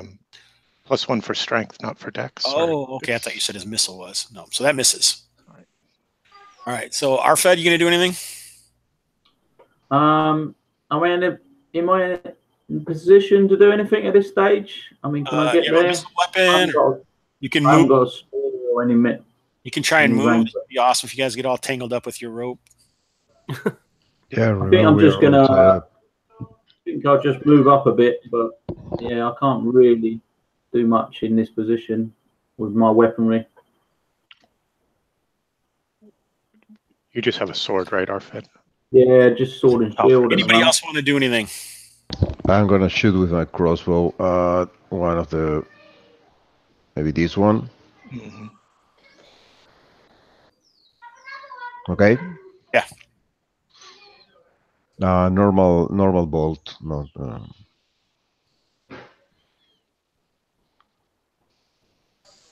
Oh, normal bow. Oh, so you hit the same one. I couldn't see which one you were doing. Sorry. Yeah. Okay. Let me point. This one. Okay. It's 5 damage. Got it.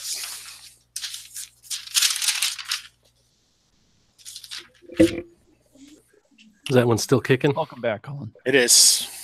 Oh, I'm on my mobile phone. Oh boy. I'll give a shot with a short bow at it. See how that does. What's happened? Which one? We're in a melee now with the monkeys. One that's Monkey?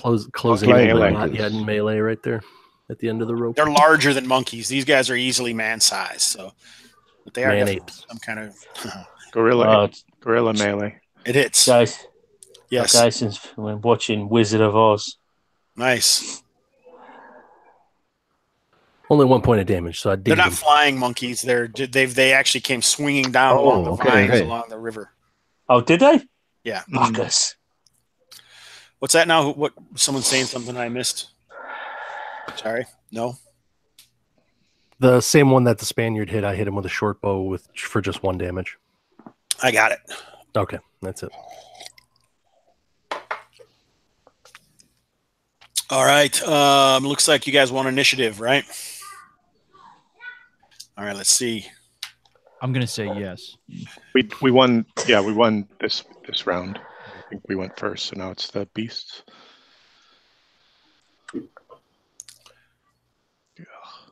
Oh man, they are piling on the Padre. So 2 attacks on Father Dungioni. Well, it's actually 4 attacks. So every other will be the bite.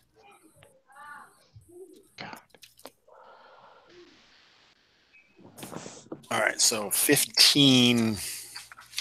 Man, oh man. 15 hits AC 3, so that misses you, right? I am AC3. Oh, you are? All right, so 1 hit. That would be a club hit. So another 1 point of damage. I'll take it. It's a good thing I'll you got take that it like a plate man. now. Kay also gets attacked. Ooh, looks like the bite hits. Hefty bite coming at Kay, the warrioress. All right. But what's that? Do I have to decide to sunder my shield before the damage roll or No. after? After's fine. All right. All right, you guys got a lot of random encounters going on today. All right, so initiative. 3. Nice, Colin. All right, Dungioni, you're in the thick of things. What are you going to do? The one that we were all picking on that I beamed in the head with my warhammer, I'm going to shout out to my god for justice and smack this unruly beast in the face. No. Apparently, you have not been found worthy at this moment. You must prove your own worth before you'll be assisted. Can we move up. Push up. Yeah, Push yeah, up. push up. Could have. Is that good, Jason? Yeah, you can move. So RFED or Alfred, maybe we can get you up there into the melee too. He's like, I don't want to be in the melee. I've got 1 hit point. I know, me too. So we're Plow on. yeah. As does All right, okay, go ahead. So we're all 1 hit point Yeah. wonders here. Oh my god. When Here's one guy the, goes into the water, guess where everyone's going? Here's the spear versus the wounded gorilla. Oh, you missed, Father. Yep. Okay. Yeah, that's 4 points. Ooh, hits. Nice. And So, then this one, right? yes, I think that's the one we've been wailing on. You guys have been hitting 2 different ones. RFED? Yeah, I can only reach the one from with my sword, so I shall attack. Is that one? Gravit can't get in. Spike can't. You're not doing anything. Is Rack going to fire his bow? Rack's going to fire his bow. He hits AC 2. Or Which one? this one in the back. He was not taking an aim shot. He was just Okay. shooting into the throng, the milling points? throngs. Mm-hmm. All right, you guys are nickel and diming him. Spaniard firing at that guy. Yeah. Misses. Oh, I still got my short bow out. I'll give that a shot. All right, Yeah, great. misses. Which one were you shooting at? The one in the back rank out of melee. Was right, it that, couple there, of that guy? Okay, melee. there you go. Yeah. All right, nice. Oh God! Oh, stab him. Throw him off the edge. Who? Dungioni? No, just gorilla. So there's quite a tussle along this bridge. It seems like these rocks always get a little crazy, don't they? It's looking that way. All right, so let's see here. That one's going on Dungioni. All right, K. RFED. Gravik. All right, so we got 2 on Dungioni, so that's 4 attacks.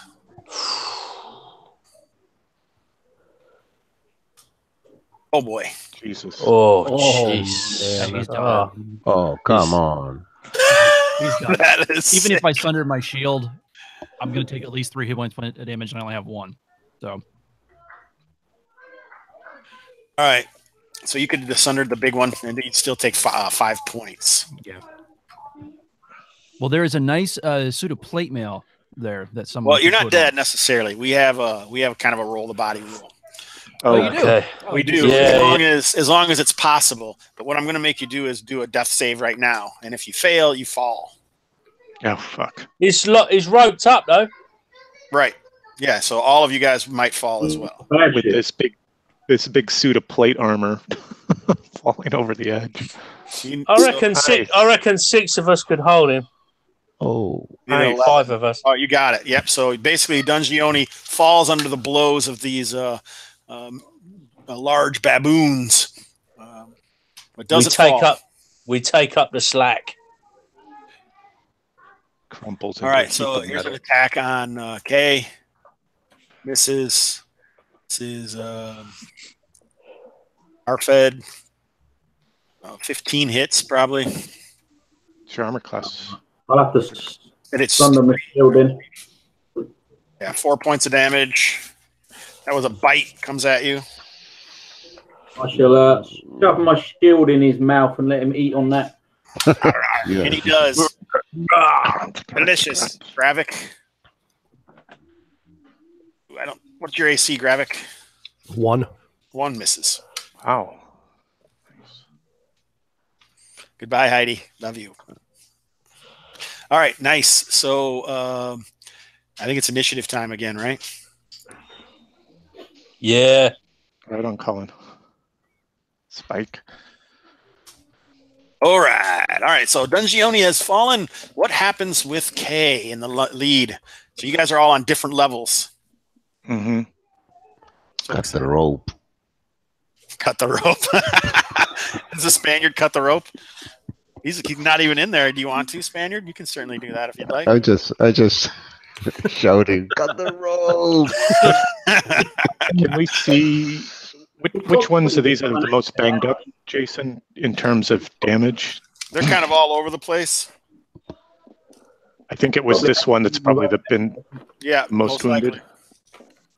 So I think you're does right. this, Jason? This counts far into melee. Yes, or- they're all in melee now. So All right, well, we had to take this -4. Yeah, either -4 or you can take it normal. But if you roll a 1, 2, 3, or 4, you'll hit someone. I'd take it normal. Tell them what's up. All right, so what's going on, guys? here's the spear against the most wounded baboon that's faced off against K. That looks like a hit for 3 points of damage. Is K a fighter? K's a fighter. All right, so K can attack again. Oh, excellent. Yes. The tide is turning, lads. It's AC 2 for 7. Who are you attacking? Boom. Probably this next guy that's nearest. Into the water. Yeah, push him off into the water. Yep, that one. All right. So K goes a little crazy with the stabby stab. And then I've got Rack with the bow. Go ahead. Aimed shot. But that's a miss, and it's a good thing it was aimed. No kidding. RFED. I shall attack the wounded one, or the most wounded one that I can reach. All right, this one. Misses. Graphic. Bow or two-handed sword? I'm gonna pull out the two-handed sword and then go after that guy. That's right at the end there. 3 damage. Yes. Chopped him. Almost all of them are wounded now. Can I reach yet? Are you using a spear? Yeah. Yes. Miss. Half The of the Spaniard. course. No one cut the rope, Spaniard. What are you gonna do? Okay. Crossbow to this one. All right. Aim shot or Yeah. all right. Come on, you guys. Nope. Oh. All right. This one moves over the top of Gioni's corpse. Desecrating his corpse. The corpse I'm not wall. saying that. I mean, they throw poo, but I mean, let's see here. Oh shit! This guy actually scrabbles all along the top. He's over here. Whoa. Jumps into the battle. All right, so K getting 4 attacks. AC 3. Best thing for you guys. All right, so a bite hits. Gonna have to sunder that. 3 points of damage.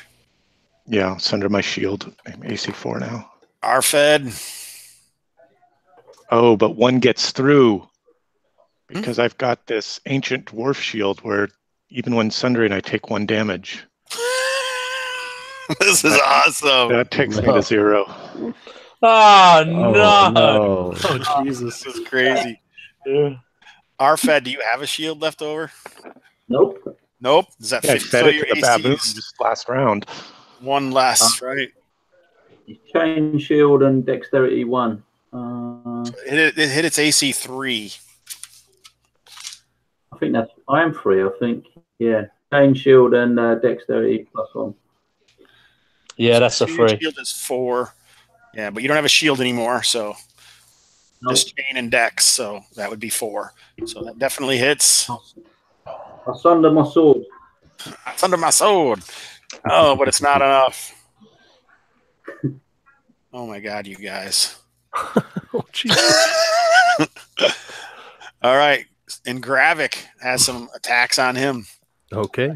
All of them that are left. 4 of them. What were you going to say? Can you move forward, Spike, so we can? Next round, he'll be able to. Okay. There's a, All right, those are all misses. there's a dwarf in front of me. There's a. I mean, Graphic. sideways. Oh, can I go there? Can I? Yeah. Oh, Like okay. here. Yeah. All right, so it's initiative time.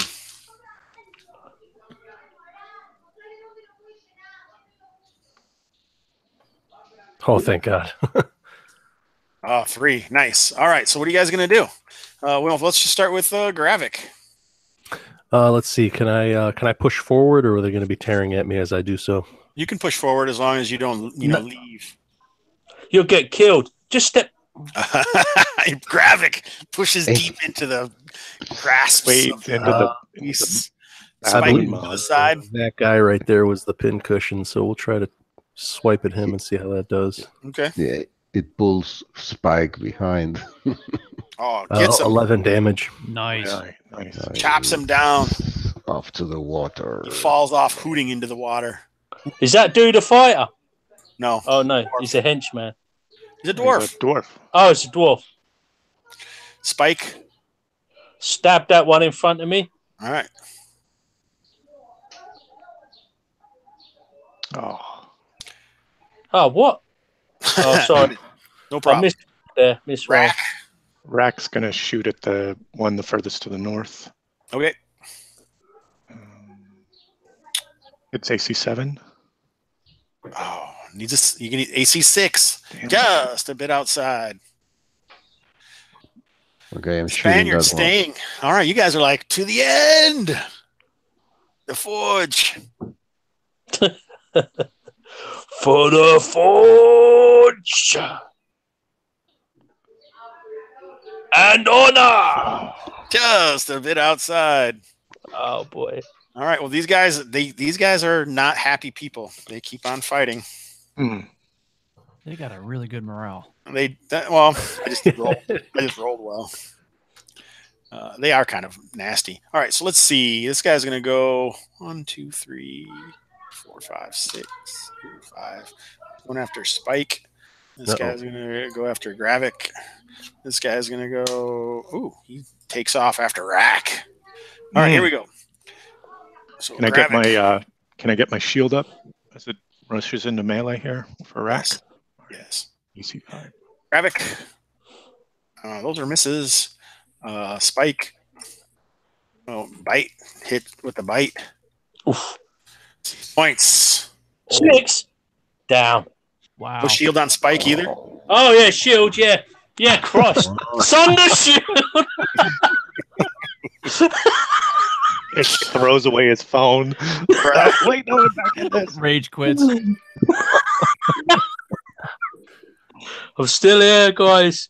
I'm still here. Oh, Rack has chainmail and shield, so 13. He does. AC 5. AC 5. Geez, I should have memorized this, but I think that's a miss. Yeah, it's a miss. 13 hits AC 5. Damn it.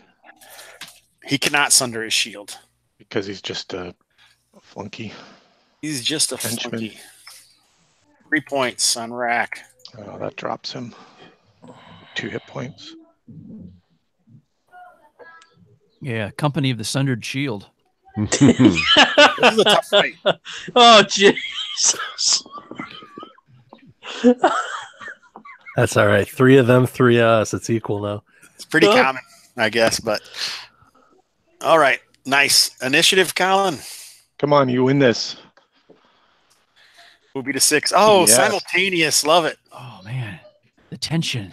It's ratcheting up. It's ratcheting quickly. I dropped the crossbow, ready the spear, step on Rack's body, and Can I fall back so I can stand shoulder to shoulder with the Spaniard for our last stand? Yeah, sure. Shoulder to shoulder. What am I trying to do here? Oh, here we go. Dwarf Berserker, the dwarf's brothers in arms. Brothers in arms. the furnace for the furnace. Oh, it's Furnace. I was calling it the Forge. Dang it. Yes, The Spaniard Furnace. missed badly. Come on. It should have been the Forge. Spike, you going to stab? You stab. Yeah. Gravik, go ahead. Oh, for Christ. Okay. I'm so, worse than the stormtroopers. I don't think I hit. Nope. It's a miss. All right, this guy comes in. He attacks the Spaniard, though. He doesn't like all the yelling, apparently. See, they're all going to miss this time. So multiple attacks on the Spaniard. Uh, 2 hits. AC 3. So the club does 3 points. points. And the bite does 5 points. Okay. Can I choose which to sunder the? Yes, okay, you can. Okay, I sunder the shield to the bite. Okay. He says, touche. I'm down to 3 points. Hit points. Gravik. Oh. Whoa. That's like what happened with Father. Yeah, 16 hits, AC 2. Dungeoni got hit 4 times. 16 Yeah. just misses then, so he definitely hit me with the 19 though. All On right, the club. 2 points. Okay. All right, initiative. Oh. Oh my Yes. goodness! Nice. Yeah. Have a G. Oh. This Damn it. is no dang. Spaniard Gravik. Yep. Spaniard hits. 4 damage on the guy in front of me. Die, monkey, die. You've got that. Yes. Gravik could use his two-handed sword and do that advantage roll for damage, right? He doesn't need to. He kills it. Oh, okay. Oh, there you go. There's only one left. You outnumber it. Odds are in Does our not favor. care. All right, it's gonna rip into Spike happily. Gnashing teeth, swinging club. 14 hit. What's your AC? Should remember that just by now. Good question. 4. You have chainmail and shield No Yeah, but I shield. got -1. I got -1. with a dex. Yeah, It's probably 5. that sounds about right. No, you Forced. sunder your shield. Oh, I sundered my shield. No shield. So So you should have AC 4, right? Chainmail is 5. Oh, -1. So yeah, Yeah. you're worse. Yeah, that Yeah. definitely hits then. Yeah. Oh, It's a bite too. 5 points. Down. no. Oh, jeez. The Delver goes down. All right. Initiative, you guys. See what's gonna happen. Oh, 6.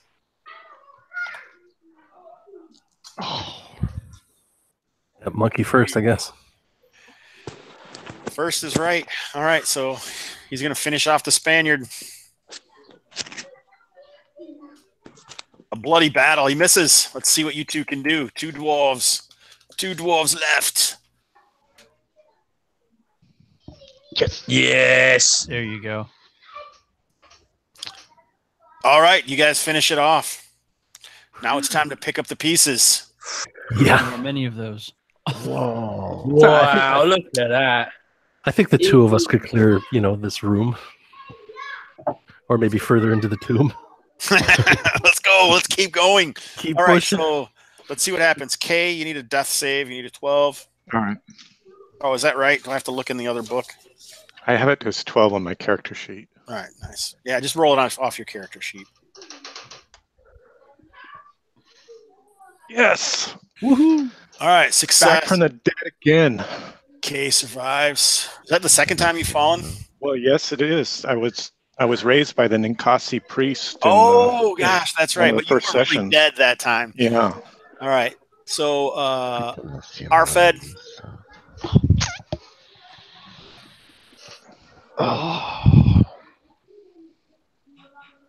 Oh, now he rolls.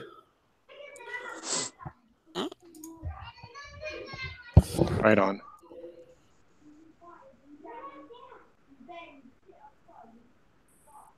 Rack is dead. Spike the Delver. Oh, I forgot Mr. Dungioni, didn't I? Whoa, dead. Spike is. No. Oh, no. Oh, Our leader. Dungioni. Dungioni. Yes, nice. All right. Makes it. Mamma mia. All right. So let's figure out. Let's figure out what sort of mortal wounds y'all have from this horrible situation.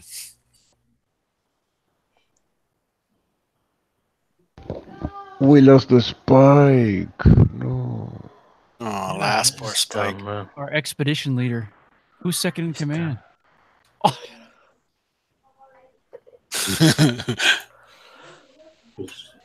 don't know what happened to my mortal wounds table, so I got to make one up quick, which means find one. All right, let's use this one. This looks cool.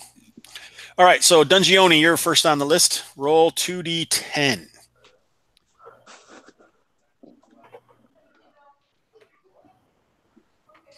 If you have a Constitution bonus, you can subtract it from the roll. I do not. What'd you get? 9 total. Oh. All right, so basically, what happened to you? Do you remember? Were you bitten? What was the wound that finished you off? Oh man, I think they hit me with a lot of things. Yeah. Oh, you did. You got. I got 4 hits hit me all at once. It was like Mm. 19 and 19, a 20, and something else. Dungioni isn't dead, but his arm is broken. Your right arm is broken. Alrighty. All right, that was Dungioni. Let's say K. Roll 2d10, modified by your Constitution. And my con is 10. I'm showing that as a -1. Is that correct? No. Oh, it should be even. Yep, No even. mod. No mod.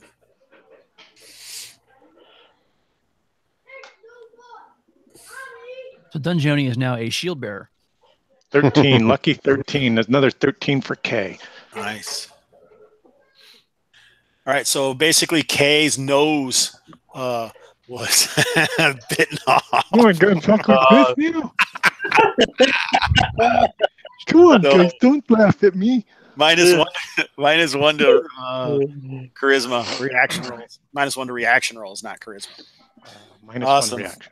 Her nose was actually bitten off during the battle. RFED, 2d10, another 13. Can't talk like this now. Oh my goodness. All right, so let's roll. Okay, basically, the blow shattered all of your front teeth. Oh,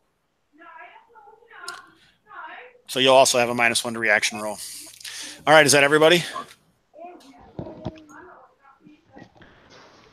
I think so. Yeah. So now All right, instead now of the what? sundered shields, we're the sundered faces. Apparently. All right, now what, guys?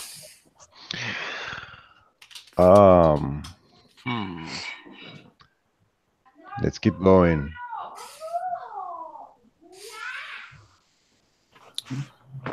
So is Dungioni at 1 hit point then?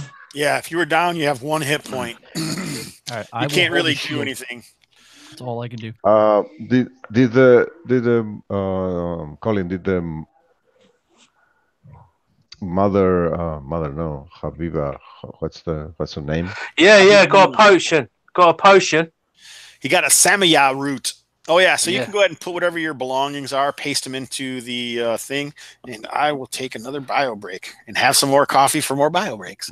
Do you know what it Paste. does? Yeah, it's like it. She says it gives you the gills of the fish. Oh, the gills of the fish. The next Underwater. time a company comes here, perhaps they would want to avoid the monkeys and go in the little hole down there. I don't know. Yeah. Well, if we've got a potion with gills of the fish, we could jump in the water down there and not worry about drowning. Yeah, that's what I was thinking of doing before I died. And there was no monkeys last time. No, there weren't no monkeys. Yeah, that's a new thing. Well, do we want to send Gravik? I think he has the most hit points. Or maybe the Spaniard into the water. I I have. don't know if the Spaniard has 3. seen it because he's been down that waterfall. Yeah, I've seen that before. I've been there before. Although, you know, that was a random encounter. So, do we want to just clear a little bit more of the map and just kind of see what's? Mm-hmm.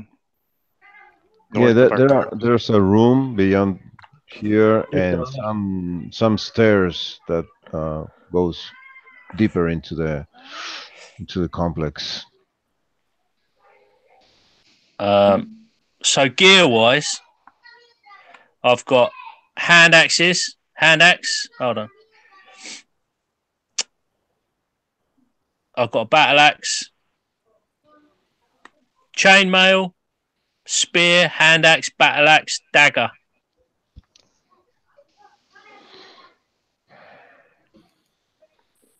Did you guys get that? Yep. Yes, sir. Yeah.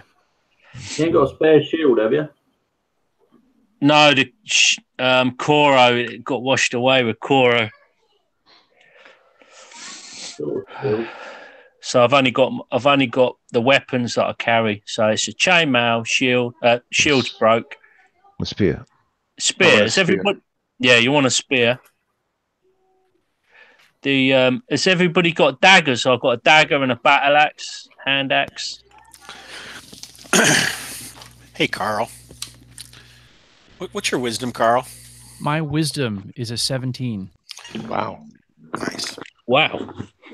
So I'm pretty sure I usually give spells for that. So you have, what's the bonus spells for 17 wisdom? 1 or 2? 2. So you'd have 2 first level spells.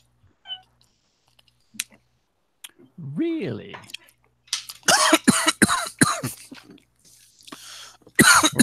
Excuse me.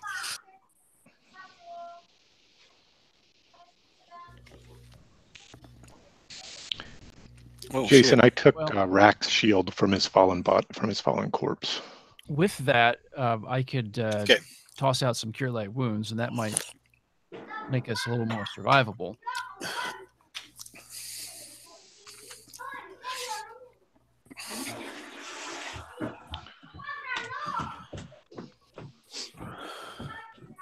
We're pressing on for more treasure. Is that the plan? Maybe you should start with yourself, Dungioni, and see if you can step up from 1 hit point. All right. 1d6 plus 1, I believe. Sure. Yes, it is. 1d6 plus 1.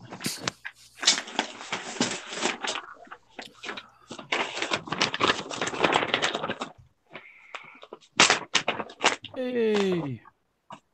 That won't fix my broken arm, though, will it? Yeah, I'll let it fix it. Oh. All right. Who else would like a cure light wounds? So I have Our- 3 from So 9. If you were down, you really can't do anything but move. You won't be able to fight. You'll have negatives if you don't get magically healed or rest. So that would be K and RFED. Gravik and Spaniard are the only ones who weren't.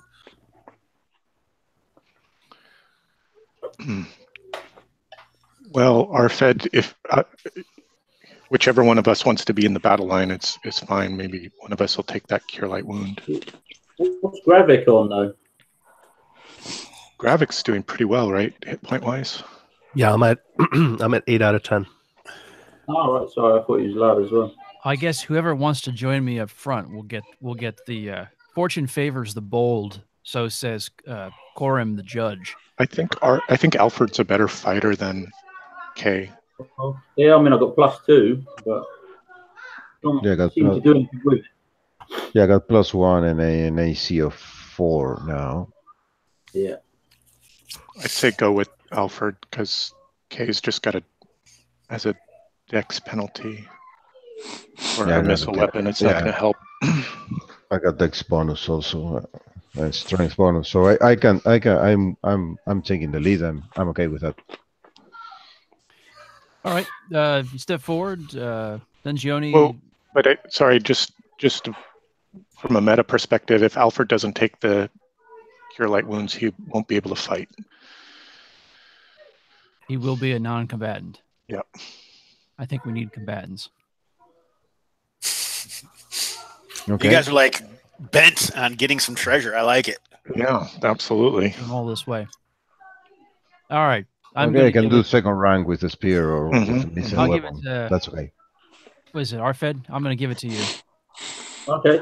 I would like you to be involved. So, Dungioni says that you obviously accept Corim the judge as your savior of the day.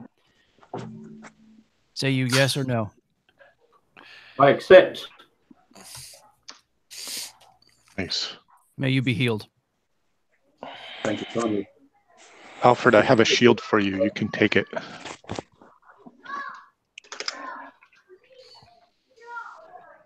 great. All right. So, do you guys have anything to see with? Because you are going to be moving into cavern. I have some torches. Can I be the torchbearer? Indeed. Kay will be the torchbearer.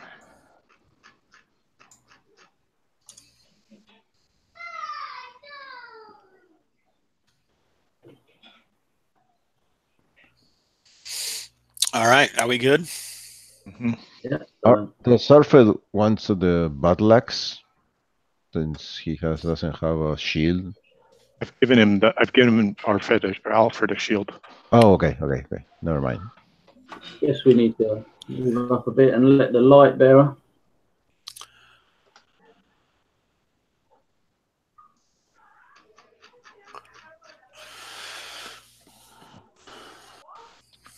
What is a torch? 15 feet or 30 feet, Jason? It's 30-20 is what it is. So, if you go ahead and move in there, walk in there. You should have light. Walk in there. I dare you. It looks a little. Oh, I see. It's dim. Gotcha. Mm-hmm.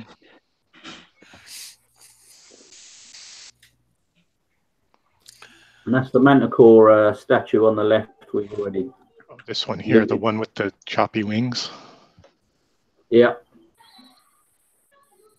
Martyr's token. Oh, I see it down here. So that's the Golden Manticore.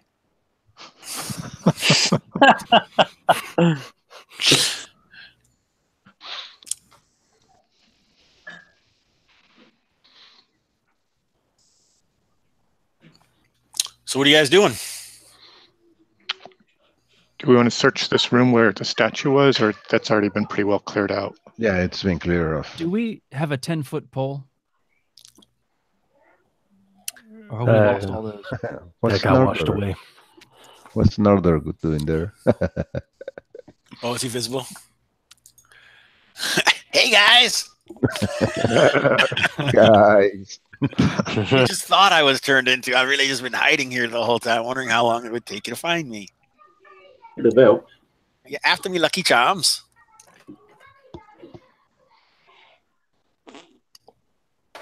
Okay.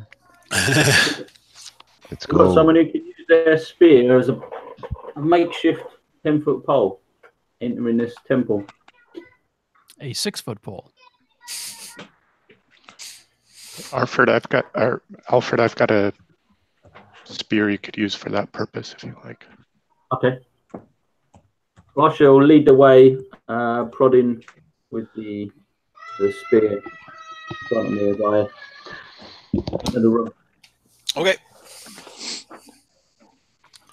So let's get in here a bit.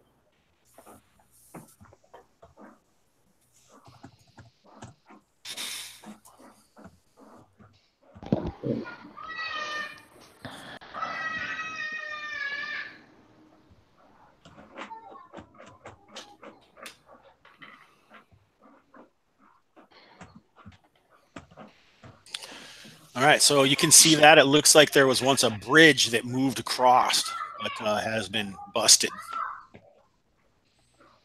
Any idea on how deep the water is from here? Not from here. Should we carry on north, or do we want to investigate the bridge? I would say north. Yeah, let's go north. Don't take unnecessary risks.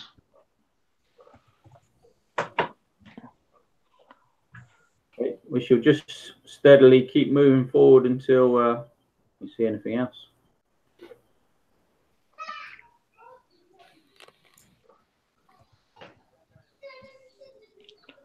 And continue to prod with my spear.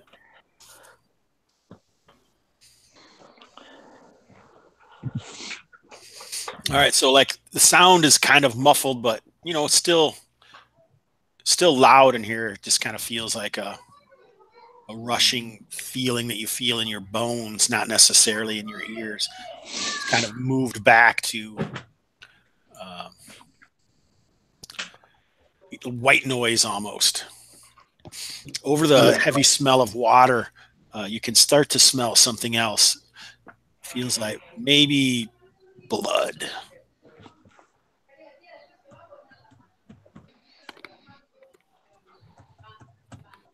That is disconcerting. Mm-hmm. Whoa.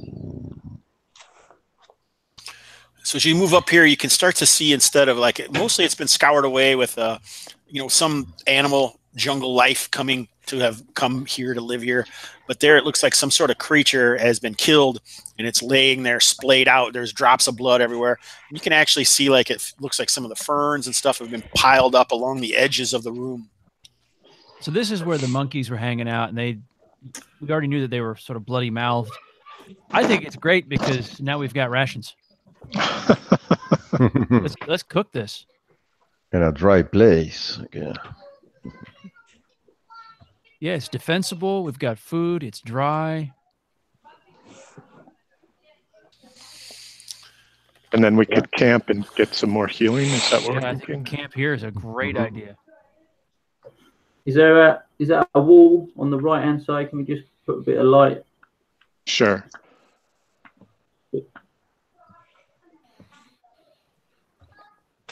Oh, there's an opening there. The entrance from the river. So like I said, there's like piles of debris, fecal matter. It smells like urine. It smells like animals have been living here. What's the depth of the water, do we think? If I use the spear as a... 6 or 8 feet. Okay. And it's moving pretty quickly, right? Down Yes. towards that waterfall. Yeah. Washing through here, lapping up along this area here. Well, we wouldn't need to stay in this particular room. We could stay further out into the main area so as not to be in the fecal matter. In the back gap here. That's where I like to camp. Okay. So is that decided then? We make up a camp and rest? Yeah, I've got 10 points of food, 10 days worth of food that I can partial out with now that our party's smaller size. Are we able to cook this animal? Can we carve it up? Throw a hank Yeah, you over can it? try to light a fire. Scavenge something from it. A leg of beast. Roast beast is good. Yeah. Okay. Is that what you guys are going to do? Yeah. That's a plan. All righty.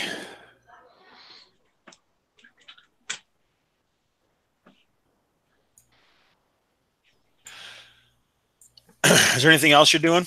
Or are you just going to kind of stay here and try and... Do we want to see... defensive corner. What'd you say, Gabriel? now if we want to take a look at the bridge, just to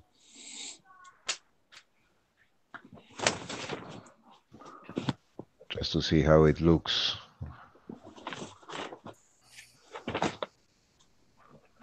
But if we could rest there long enough to get someone else back into the fighting capacity, it'd be good.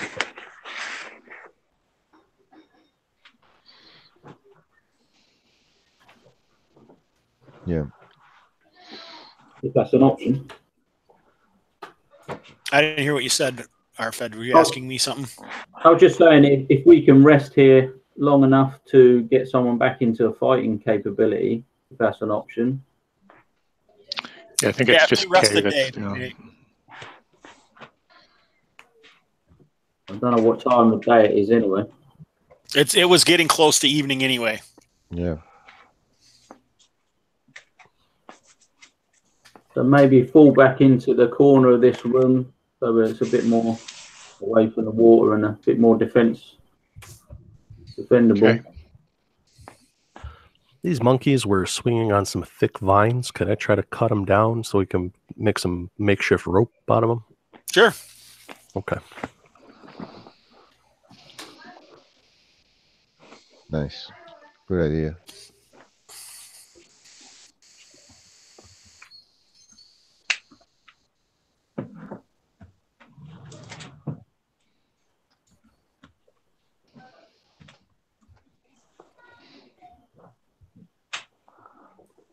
So you guys are starting a fire, and you're going to try and cook up this stuff, right?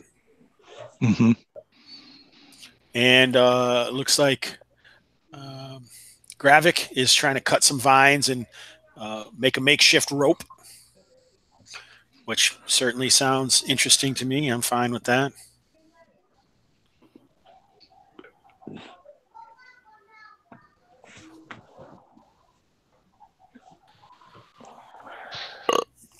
And then you guys are going to camp somewhere. Where are you camping? If you had a fire, where would it be?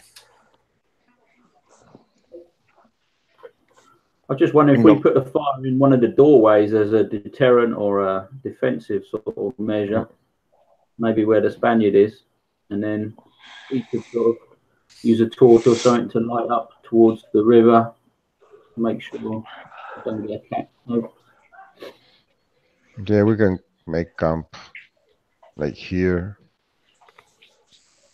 Yeah.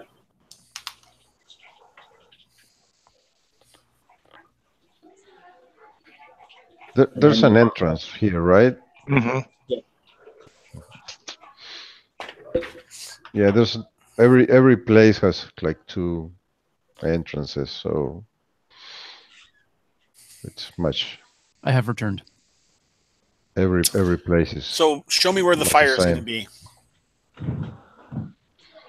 I think it's a great place. Yeah. Off here, to the furthest west of this chamber. I was just thinking if we put the fire more in the doorway as a sort of defense thing as well as a fire.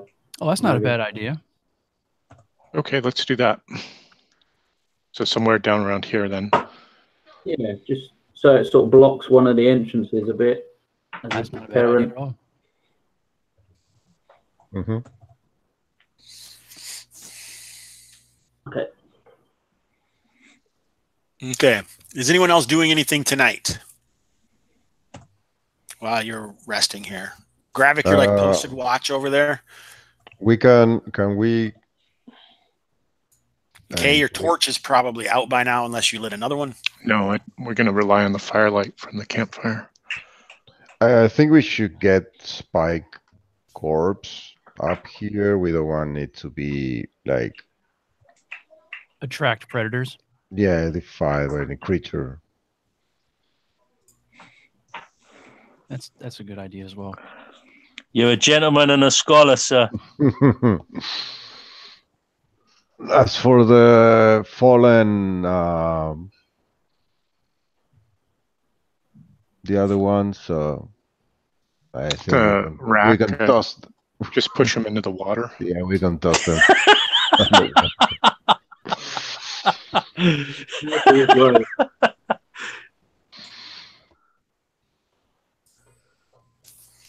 All right, there. Now the campfire is creating light for y'all.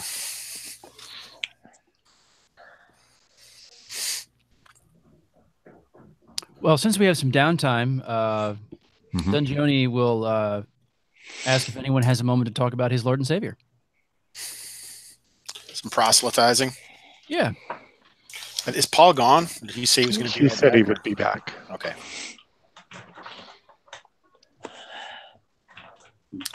So it doesn't seem like anyone's interested in that. All right, so what are the watches here? So are you guys having a watch, or are you sleeping? Father Dungioni, he's not a dwarf, right? No. Okay. Okay, as long as we get that. Well, yeah, and Dungioni's not offended. He knows it may take time, this sort of thing, to realize. You know. I'm open to possibility. RFED's always open to every possibility, it sounds like. Yeah, that's right. All right. So Paul, is Gravik hanging out there keeping watch at the edge, or? Yeah. Okay. All right. So what are the watches? I mean, are you guys trying to stay up all through the night, or? Just go in play order, maybe off the roll 20. That's fine. Yeah.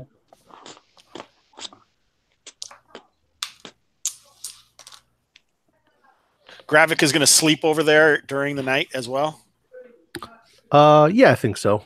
That way, any noise will wake him up. Anything coming. All right, good. Okay, so the night goes relatively uneventfully. You have some roast beast, that's been charred in your fire.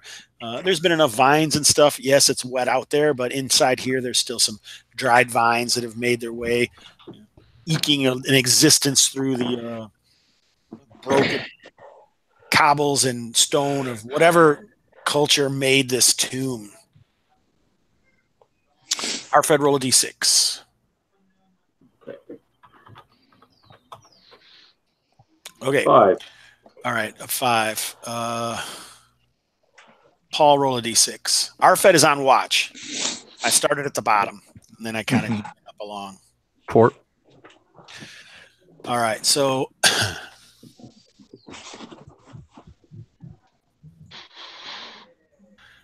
RFED, your watch is over, and you go to wake Gravik up for his watch, and he's not there. No. What? So you look over, and you don't see him there. Okay. Obviously, search the vicinity in case he's gone for a stroll about, looking around. But so if you want to see any better, you can move your token, but you'd have to light a torch because it's kind of outside of the light over there. Okay. Yeah, I've got a torch, but I light up the torch. But if I can't see him in the torch light, then I'm gonna just wake everyone up because there ain't enough of us. You have a torch? Yeah. All right, give me 1 second. It's the curse of Kalmatta. It strikes again. It's been abducted by monkeys. Don't move yet. Oh, sorry. I'm still trying to get you squared away here with your torch.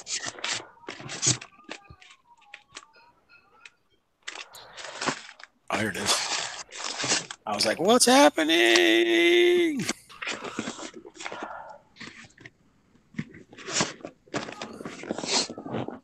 All right, so just when you light your torch, some light comes over, and just kind of over top of it, you can kind of hear, it sounds like something scratching on metal. And you can just kind of see Gravik is hidden down in that cubbyhole down there. Well, I'll just get close enough to see. Okay. All right, so Gravik looks like his face is kind of covered with some sort of webbing or something, and you see this multi thing is face down. Its legs are on the wall, and its head is down towards Gravik, and it looks like he was trying to get to the good parts. Spreading open some of his plate mail as it's trying to wrench it open, and that's kind of what you can hear. And then it kind of looks up as your light hits it, kind of hisses and it makes kind of a funny sound. Is he already dead then? That's fine. See that his hands, his arms are kind of shifting as he's trying to pull this stuff that's over his face. Okay, then I shall. Okay. That's pretty good, too. All right, cool. So, Gravik, what are you going to do? So, basically, while you were sleeping, you didn't wake up. And by the time you woke up, you were having trouble breathing because basically this creature has somehow placed some filament or webbing over your face. So you couldn't yell or do anything. And you can feel it's ripping the plate mail away from your body as it's trying to. I know there's something tasty in there. If this thing's up and close, like I think it is, then I'm gonna whip out my dagger and start stabbing it in the belly. So your hands are webbed up because you tried to hands are webbed up. Off. You can just do a strength check to get your hands free, but you can't breathe right now.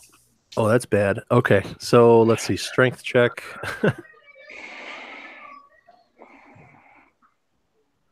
There we go. Nice. Well done. Right, yeah. So basically, you rip the webbing away from your face enough that you can see and look. It's just like in the Spider-Man cartoons, when they finally rip the stuff free of their face. Hey, I'm free again. Webbing kind of dissolves away or whatever. Yeah, but it basically is right over top of your body now. So you use your turn, you bust free, and so you're laying underneath this weird insect-like creature that is looming over top of you. RFED, what are you going to do? Okay, so I shall shout to the group, Wake up, we're under attack, and run over to try and fend this creature away from my fallen or trapped companion. Nice. That sounds very valiant of you, sir. I haven't rolled yet. So you're gonna whack it with the torch or just with your sword? Can I use the torch and the sword? Sure. You get a +1 to hit. Okay. If the torch hits, it could go out. Okay. Basically, you get a +1 to hit, but you choose which weapon hits is what's going to happen. Okay, yeah. I hit it with my sword and just won't use my shield and just use the torch to light the way. Okay. Is that a hit? Yeah, AC 0 hits for sure. Yeah. All right, you chop into a good one. It's pretty big. You know, this is the size of like a St. Bernard at least or something on the wall there. Maybe a little larger, but it's long and thinner, but it has like these pincers and some different fun things hanging off of it. Okay. All right.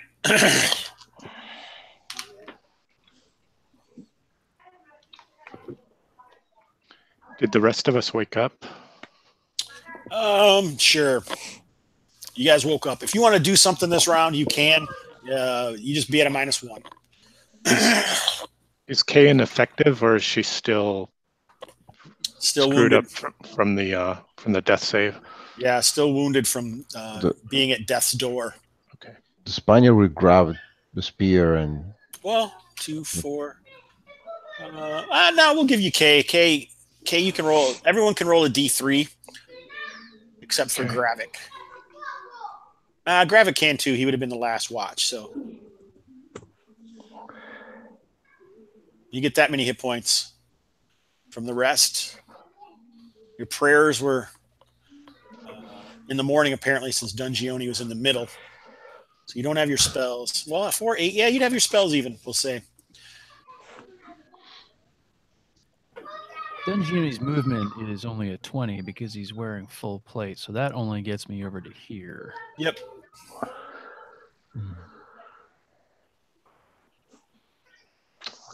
Could I take a shot with my bow at this thing? An aim shot? Sure.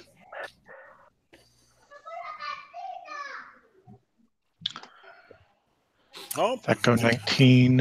It's AC 3, right? Yep. It's so you can see that this kind of has a hard chitinous carapace around it. Looks like a cross somehow of like different insects and perhaps a arachnid. Did 4. 4 points of damage. It's not quite dead yet. All right, Spaniard, you're not doing anything. Dungioni can't get into attack or anything at this point, right? No. Am I able to pull RFED away from this beast? RFED attacked. Gravik Okay, was right. on the ground beneath it, but you can grab Gravik if you'd like. Yeah, I was just gonna, try and get him out of harm's way, pull him All back. right. You pull Gravik back. I'm fine with that. I don't know how far we can move, or we just. 4 squares. Okay. If you have heavy armor on. No, I just took my armor. I assume I took my armor to rest. Okay, good. Oh yeah, if you slept with armor on, you have minuses, right, to attack. -1 to attack. Okay, I'm going to give you that as a bonus. Thanks. I forgot to tell you. Yeah, if you sleep in armor, you automatically have a Iván, deja de gritar. Deja de gritar. Por favor, no griten más. Exactly. What he said. What just happened? Papa had enough. Papa said, "Cool it." I thought it was muted. Sorry. Oh, that's okay. That's all right. No, it's good. That was awesome. I thought Carl was busting out some Dungioni on us because it was what just happened. I'm like, I don't even know No, my what Italian's language not that good. That was Spanish, I think. Yeah, it was. Uruguayan. I just told them don't stop yelling. They just keep yelling at each other. Kids. All right, I think we were at initiative time, right? Oh wait, maybe not. Maybe I haven't gone yet. I haven't. All right, let's see what this guy does. All right. 2, 3, 4, 5, 6. All right, so RFED, you can make an attack as it quickly scuttles along the wall back here. Oh, shit. Oh, it's going away. Can I throw my spear? People who are right next to it get a free attack, basically. All right, so as it scuttles back, you see this filament shoot out, and it tries to capture RFED, but it misses him. And in fact, RFED swings with his sword, and it doesn't even get that far, actually. Finishes it off. More food for the campfire. Oh. RFED, bringing it home. I think I'm taking up religion. I've changed my mind. That barely hits because you get a -1 because I'm assuming you're sleeping in your armor. But good work, you guys. I thought that was the end. Alas, poor Gravik. We knew him well. All right, so another beast. But you can see that it's definitely a dangerous location. A little less dangerous now. Less dangerous than it was. Gravik didn't die, right? Nope, he's not dead. Okay. Oh, thank God. All right. That was just some fun fluff for you. Yeah. It's terrifying fluff. Although it does seem like during all this, you do see like amidst all of the debris, and it looks like, the ferns that had been made into some sort of bedding for the animals that once lived here. As you have surmised, likely those rock baboons. It does look like in the torchlight of RFED's torch, there's some sort of glinting there. Oh my God, right. we found the treasure. We should search this lair, I guess. Payday, ladies. Wow. What's Baboon about? lair.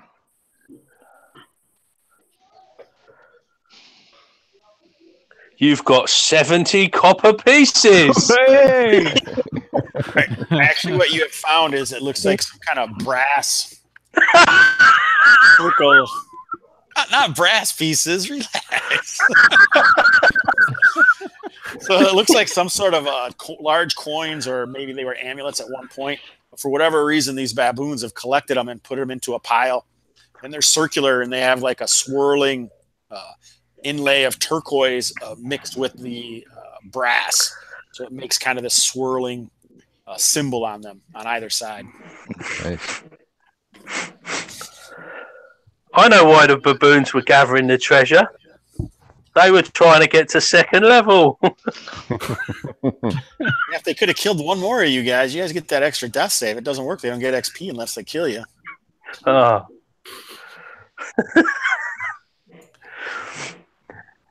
Okay. All right. I'll note it down here. Was that near the end of our sleep then, or was that or rest, or was it near the beginning? It was near. It's kind of in almost the end. Okay. Are we gonna cut the rest short and at least look at this bridge? Yeah, we've got all have our adrenaline pumping now, so we're probably not going back to sleep, I guess. So Go for you. All right, cross off one of those torches, RFED. Okay. Are we going to cover Spike with a mound of rocks so he doesn't be like drug away by another one of those things while we're gone? Well, Or it's a tomb. Maybe we should bury him here and give him some holy rites. Holy dwarven rites, I guess. Only one of you.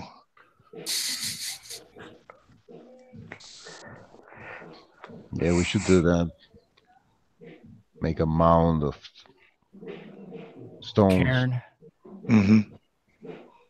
So we'll do that. We'll bury Spike in the tomb where he sought his fortune. It's become his final resting place. Awesome. So you guys are going to spend some time. Are you getting emotional there, Jason? I can feel it. By far. He had to clear his throat there. Did you notice, guys? Without question. Some sniffles. Here we go. Son of a biscuit. Man, I don't know where the hell anything is. Okay, regardless. So you have those brass symbols. All right, and now you're going to make a cairn. Awesome. Mhm. Yeah. Where's this cairn going to be placed? Right here between these Right, pillars. between and the I think pillars, it's yeah. very appropriate. with the view of the river. Yeah. Nice. Nice tall ceiling. I appreciate that, guys. I'm touched.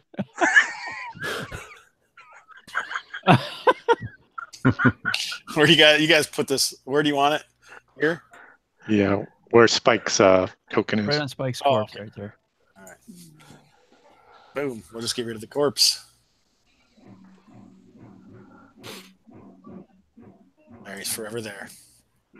Yes. That's what he would have wanted. For sure, he wouldn't have wanted to survive. He just he'll take this instead. Fell in combat whilst exploring the Delver's death.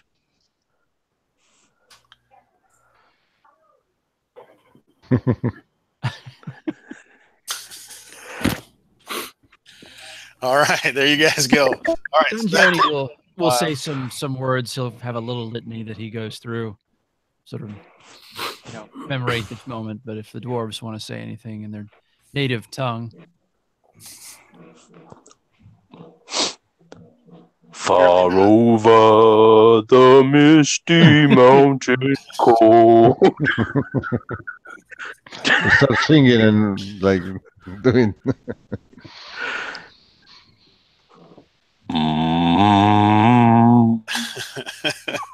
all right, so now what? You guys gonna keep on keeping on, or what? What's the plan here? I'll take off all the. Oh, you didn't necessarily you used all the rations that you could find. You didn't have to use any of Kay's rations. Examining across the river here, across from the broken bridge, is there a pathway up from the water, or is the bridge the only way to kind of get across in there? Is that like a sheer cliff? Yeah, it is kind of, and it's about. I think we decided it was about 3 to 6 feet above the water level. Maybe like you could crawl up these vines over here or something. There is a rope going across down here. what if, We can use that rope. what if I drank the potion of gills, and then got my full plate and walked across the water to the other side, and then I could secure the rope to something over here? Do you want to give it a shot? Yeah. There's a rope already down there from our previous.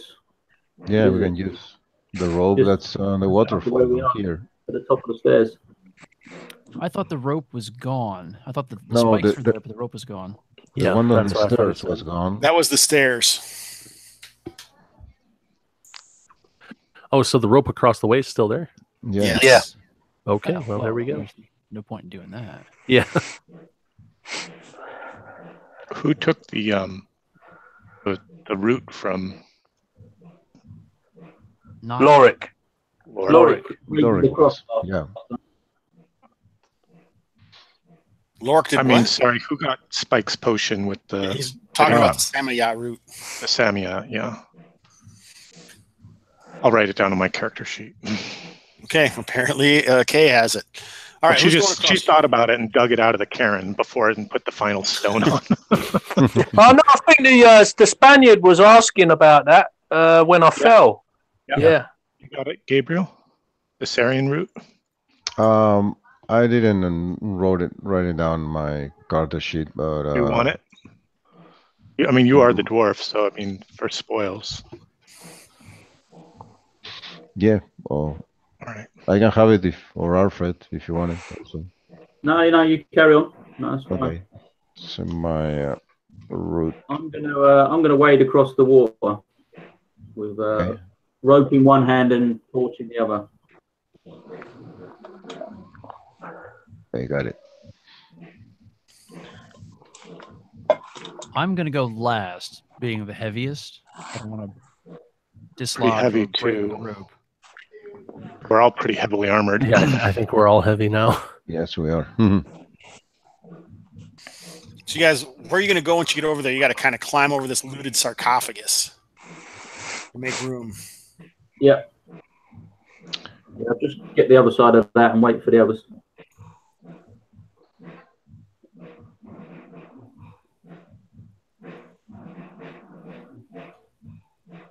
This is where Lorik had looted the sarcophagus, right? Yeah.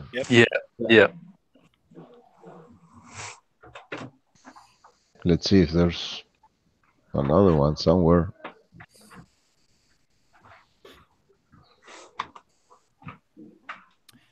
What time of day is it now? Morning.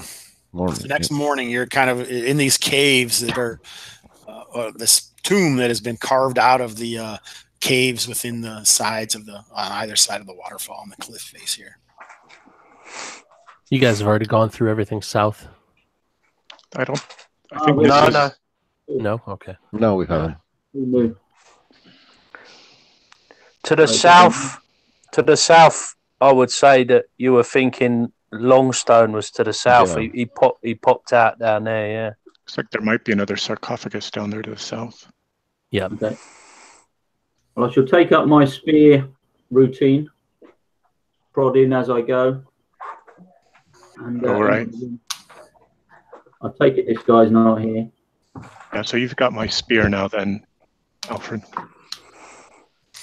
All right. So as you guys are moving down the stairs, you guys see that corpse there?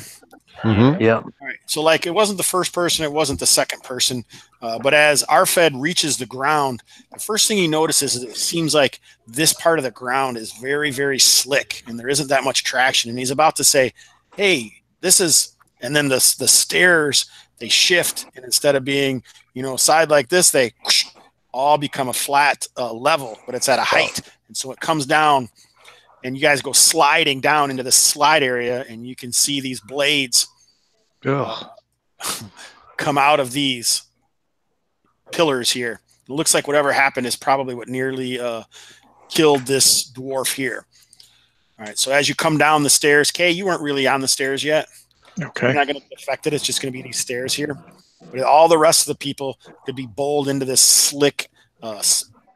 slickened area on here. All right, so we're going to roll some saving throws. Here we go, boys. Nothing like some good old saving throws. B26, my new favorite page. All right, so all right, so we're gonna go stone. This is a pretty well set trap, and you guys, you were trying with your spear, but it seemed like it took enough weight or something. It doesn't really happen until you roll a 1 or 2. So that's why you didn't notice it right away. And actually, none of the dwarves did either. So you have to actually study it to figure that out. Mm-hmm. All right. So basically, Gravik, Spaniard, and Dungioni are going to have just a straight up turn to stone saving throw, or basically you're going to go sliding down into these blades. RFED, they're going to run into you when you're on the slip area. So you're going to make a save. And if basically that save means you don't get hit by it. All right. So Father Mega is nailed by the blade. And what about who's last here? Me. RFED, you made it. Everyone made it but Father. Okay. Here we go. 6 points of damage. Oh, my God. I will have to sunder my shield for that one. All right, so this is your last sunder of the session. Oh, you can do it twice a session. Is that right, Jason? Yep. Yep. Well, technically, I don't think I would have sundered it the first time because I got hit 4 times. Well, you said that you did. I thought, but I don't know if you did. If you didn't, I don't care. Could you have an extra shield? YouTube viewers, contact us and let us know. I don't maybe did he or did he not? Do you have an extra shield or no? No, No. All right, so then you can sunder it this time then, because you obviously have your shield, right? We've already, it's set it. We've established that. Yeah. So basically, you go sliding down and bang, you bounce off of these blades, and the rest of you guys gather your wits and yourselves before you befall the same fate as this poor soul. Okay, you can make your way down now that you know what's going on. All right. Go round them, yeah? Being in the back is paying off. Yeah, So do we speaking need of to go that down poor the soul, side? does this guy have a pack on him or anything?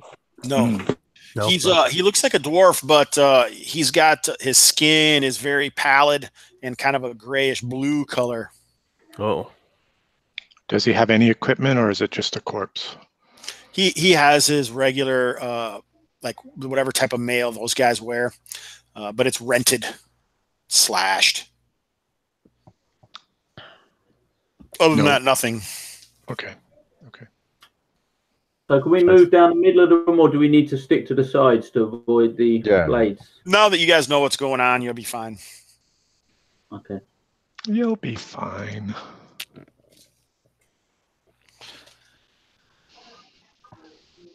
So we'll continue down then. Still using the spear, but going and check out what looks like a sarcophagus or a coffin there. Yeah, it's on a raised. You can see like there's a couple steps that go up, and it's on a raised area up there, and it looks like there's some kind of strange runes on it. Most of this foliage is all cleared off. The foliage is all cleared off, and you can see kind of chip marks around the lid where it was pretty easy to discern that someone was trying to get it open, but they had failed. Or were interrupted by some adventurers. Okay, let's check the stonework of the sarcophagus. When you say like whom built it or something? Oh, if there's anything like hidden or moving stone or trapped, yeah. Is that what you're doing as well, Gravik? Yeah, for sure. All right, so Dwarves are the best at it, probably in our party. I'm going to roll that for you guys. So. Oh, okay. All right. I'm going to stand on guard while they're doing that. No sound. All right, so it looks to Gravik, obviously the sarcophagus lid is false, which is why they couldn't pop it open. So it doesn't actually shift, but it seems like there's a couple handholds or something like you could pull, like in a morgue, how you pull like a drawer out. It looks like this end of the sarcophagus could be pulled out towards you. Paul's like, what? No, I get it. I'm just worried that you pull it and then it's going to like fire a blade into you or something. So we'll have to be really careful with this. So we Maybe can sit up on top of it and push it with your feet. We can check for traps. Can we tie a rope to that and pull it from a distance? There you go. It looks like there is not really a thing to tie the rope to, because you got to kind of put your fingers inside and get a hold of these grooves on either side that you would be able to pull. Grooves on the sides. Okay. Yeah, like they're indented. You know what I'm saying? Like, so there's like some filigree or something that comes down. Well, and you can actually, there's handholds there that you can pull out All right, makes sense. block or something. Maybe if you had a grappling hook or something like that, or maybe work up some daggers somehow in there, but the chances of it working are probably slim. It's probably heavy, but you don't necessarily know. Well, I suppose we won't know unless we try, so I'll try to pull this thing out. All right, so Gravik, gets down there, gets his hands on either side and grunts. And you can kind of, all of you guys can hear it, the grunt. As soon as he grunts, you kind of just hear like these puffs of air kind of fire off. And of course. So it looks like darts come flying out of this wall. Oh. So anyone in this path here gets to make a saving throw. Gravik, obviously, and RFED standing up there with the torch. What's happening? Oh. We'll We're go doing death. Saving throw versus death. Death, okay. So all of us that are in there. No, just they're coming out of this wall. Yes, right? Nice. Well done, guys. All right, so you guys, any of these, you can just hear them kind of pitter off of your armor ineffectually. Whoa. Ineffectual traps are my favorite. These guys are great. If these were dwarves, these traps would have killed us for sure. Hey, Carl. Yes, sir. You write adventures, don't you? I do. What's it like being on the receiving end, huh? It's fun. I love it. Can't get enough of it. I'll ask again in 5 minutes. All right, so basically Gravik, feeling that, gets back to it and pulls it out, and you can see that there is some, sort of, it looks like human shaped. There's like a divot inside this drawer almost that you pull out, and there's a corpse, the remnants of a corpse. Looks relatively humanish. It's kind of dressed in some kind of clothing that is mostly just rotted away now. But there are, it's strewn with gold coins and like you can actually see it looks like these large, they almost remind you of the horns of the beetle that it was attacking you with. It's on either side of it. So they would be heavy, but it all looks like it could be valuable. Oh, all right. Does it have any symbol like the diamond or the swirl? The symbol there, yes, with the swirl. Does it match the unholy symbol? No, nope, not in any way does it match the unholy symbol. But you do also see some scrimshawed figurines that maybe have some knowledge of what's going on. Before reaching into the secrets, we can prod with the spears. If there are anything like prod inside, like trying to move the yeah, everything moves around just like you would normally expect it to. You don't believe there's any hidden cavities in it, but you'd have to actually probably reach in there and pull everything out to find out. So Kay's happy to start unloading the coffin because this is why she's here. Yeah, let's stop messing around. It's not like there's traps or anything around here. Right. Those have already gone off. Yeah. Having a look around, real quick. Since you mentioned that, I'll go up and down these walls to make sure there aren't any more little holes. All right, you don't spot anything. So the random coinage is 400 gold pieces. The coins seem old, and not pretty darn old. They you would guess them more to be Cyrenaic coins. So this is what Longstone was after, right? This is why his band was here, trying to get into this sarcophagus, it seems like. Yeah, maybe.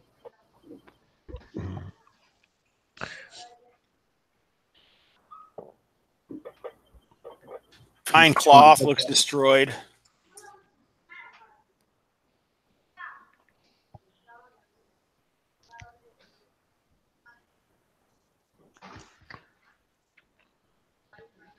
So no value for that fine cloth? No, not anymore. All right. Oh, this is interesting. Greens. There's 6 bricks of salt.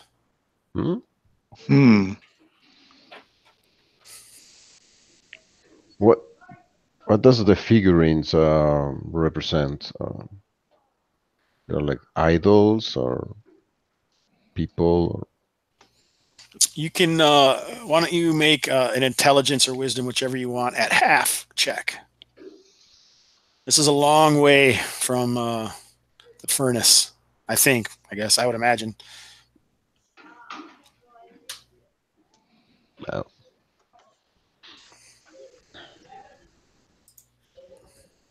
Would I recognize them as having any religious significance?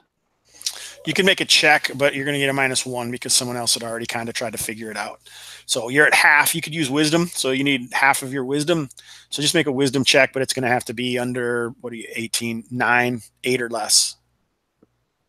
Right. Yeah, so you're not sure. You would guess must be something, whatever symbology is carved into them is more to do with, this culture, the Serenic culture, which is like a series of islands, sort of similar to the Maori or Polynesian. Gotcha.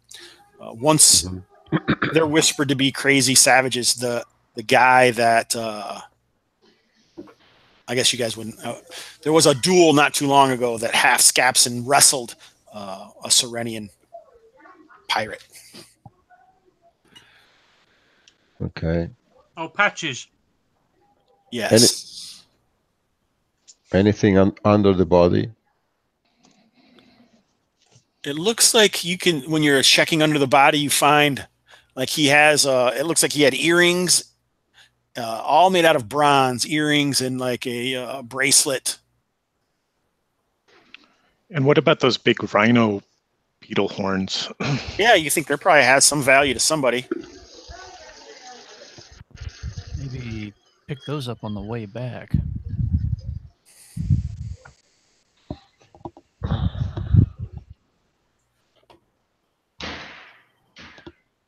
Oh, come on.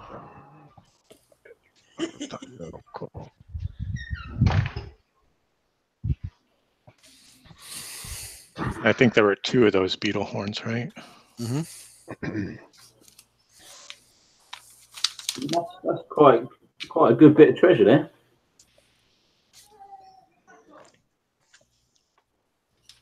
Yep. Okay. You don't have to divide it between too many people either. Unfortunately. And we have to go back and find the porters and retrieve the gold we pay them. I like the way you think. They spent it the night before you left.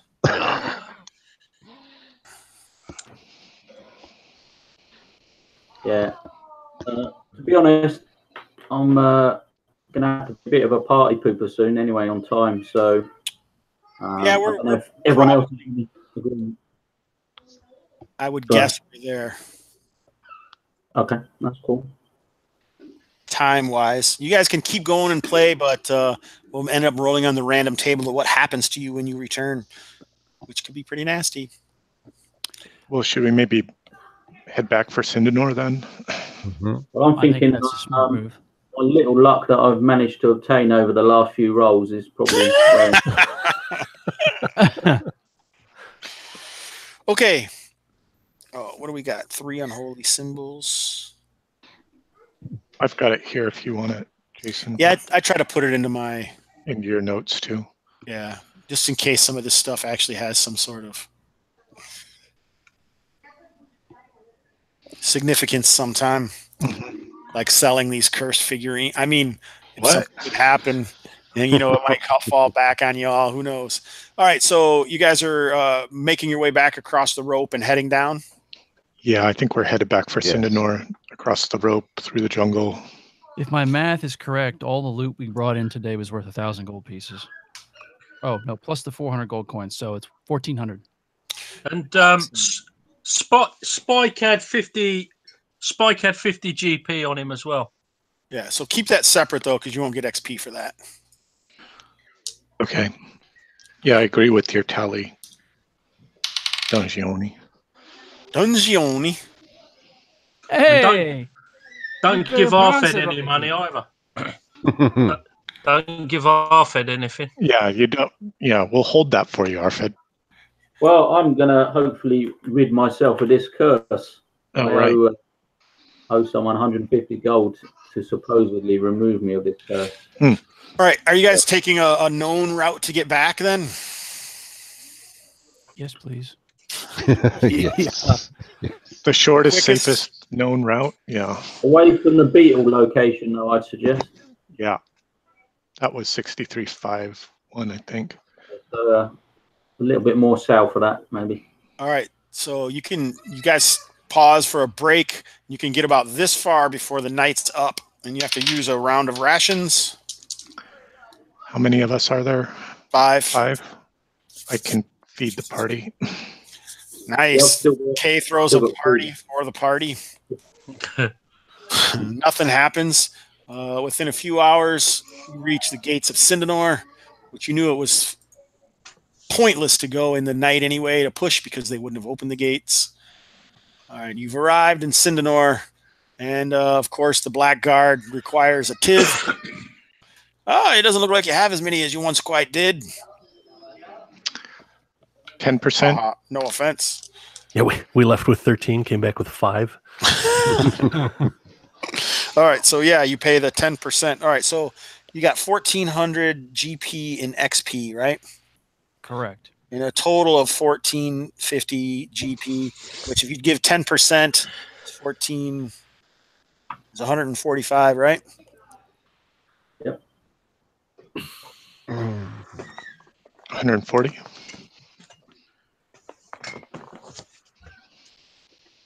Be 145. 1,450 minus 145.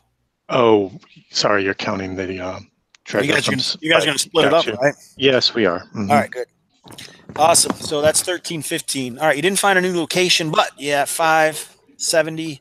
So everyone gets 70 XP for location for hexes traveled through per level. Everyone's first level, right? Yeah. Mm-hmm. You also survive the adventure, so you get 100. So everyone gets 170 XP from that. And let's see here. So if we take 1,400 divided by 5, that's 280 plus 170. So you each get 450 XP. Curses! I would have been second level from treasure and surviving and exploring. 470. 450. 450. And you each get 1,315 divided by 5 is 263. Are we doing XP bonuses for high prime requisite? Yep. Yay.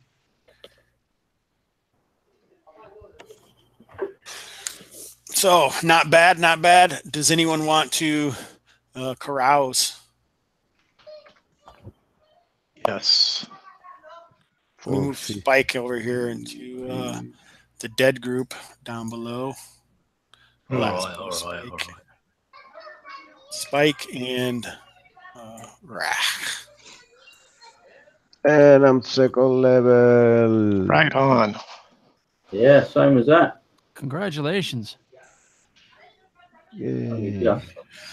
All right, just nice. Happy I came back. That was a tough one. I wasn't sure you would. Aron, would you like to carouse? Yep. I'm going to give 100 GP to the Nikasi beer hall that's being constructed and carouse as a fighter with 100 GP. All right, 100 GP. That could be a That could be a thing, right? it could be a thing. Yeah, exactly. A risky maneuver, shall we say? Mm-hmm. Kalmatta, Island of Adventure, carousing tables. I had them open, but I must have shut it. All right, general carousing. All right, roll a d30, sir. Alrighty. General carousing for 100, Alex. 27. Oh boy, that sounds good.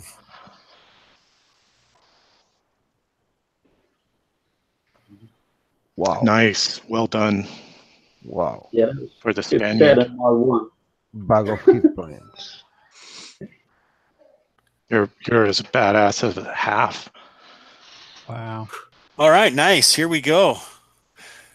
You caroused quite excellently, as they would say, as Tegan would do. Wine, women, and song. You went pretty awesome. But I'd also like you to roll a d8. All right. 5. A 5. All right, so it is a bit hazy with all the wine you drank, and you're not really sure how it happened, but you were inducted into some sort of weird cult. What? What is this cult of Ninkasi? Apparently not. You were inducted into the cult of Simatala, the ape god of Lashka. What? Didn't you get enough of those monkeys? Yes, it was all the tales of the baboons that we told, and that drew the attention of the cultists.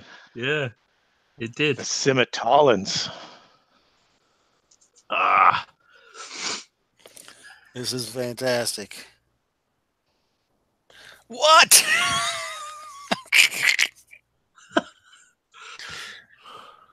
And it's and because I was scarred with the holy bite of the baboon. No shit. I hold my nose and I talk like this now. This is fantastic. All right, would anyone else like to carouse? Carl? I don't think Dungioni's really in the carousing mood. So there is a priest's carousing table, which usually includes, trying to learn more about your deity, proselytizing along the road. Oh, proselytizing. Okay, well then all of those things are possible. Well, that's a different story. There are good and bad that can still happen.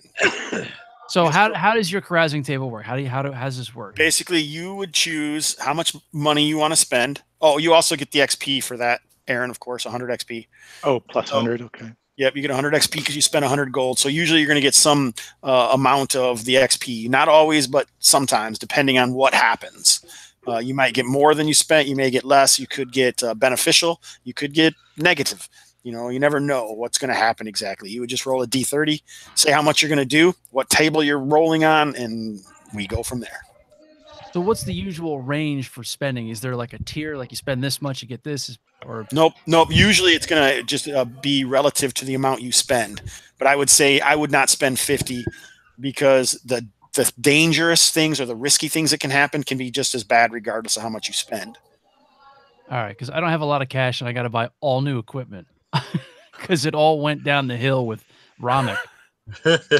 All your adventuring equipment. All my adventuring gear, which isn't a whole lot, but you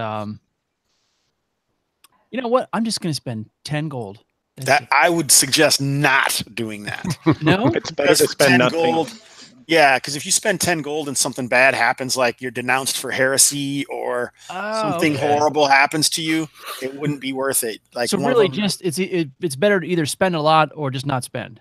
Some people feel that way, but increments of 100 last time. Holy crud. You don't even have that. 400, yeah.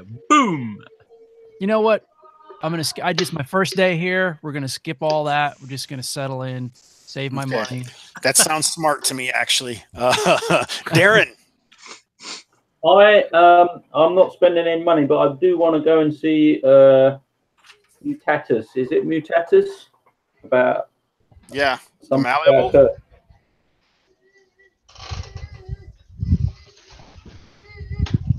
All right, so it looks like leaving 150. Hey, che!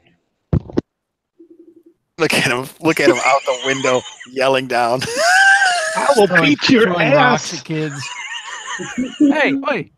Hey, local kid, get out of here! Stop yelling! Get off my lawn!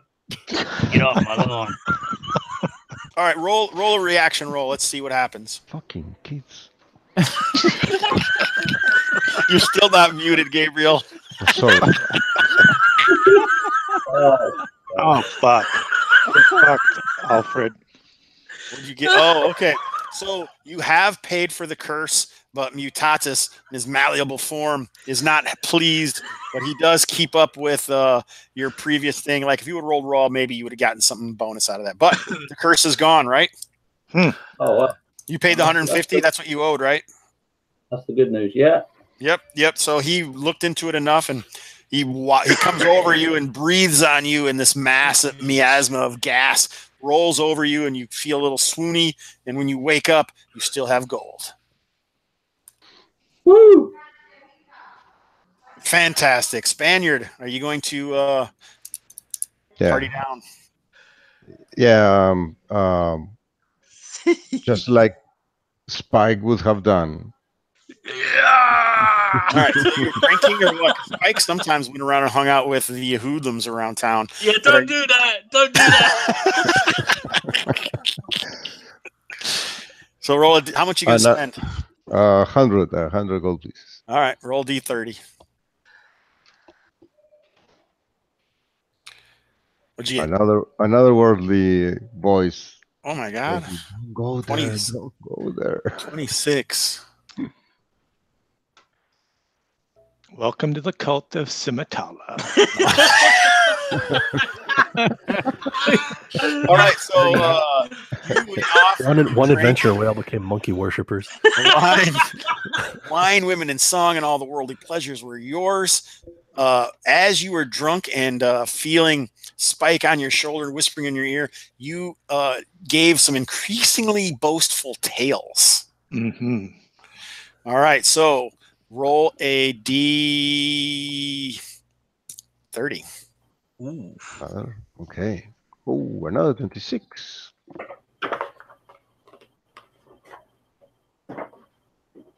All right, so you basically must have heard a rumor. Someone mentioned the Demon Stone, and you're like, if this will be the end of my days, I will gather the Demon Stone and bring it back here to Sindanor, even if it lies in the deepest pits of hell. All right, so what this means is you get 100 XP, and all right.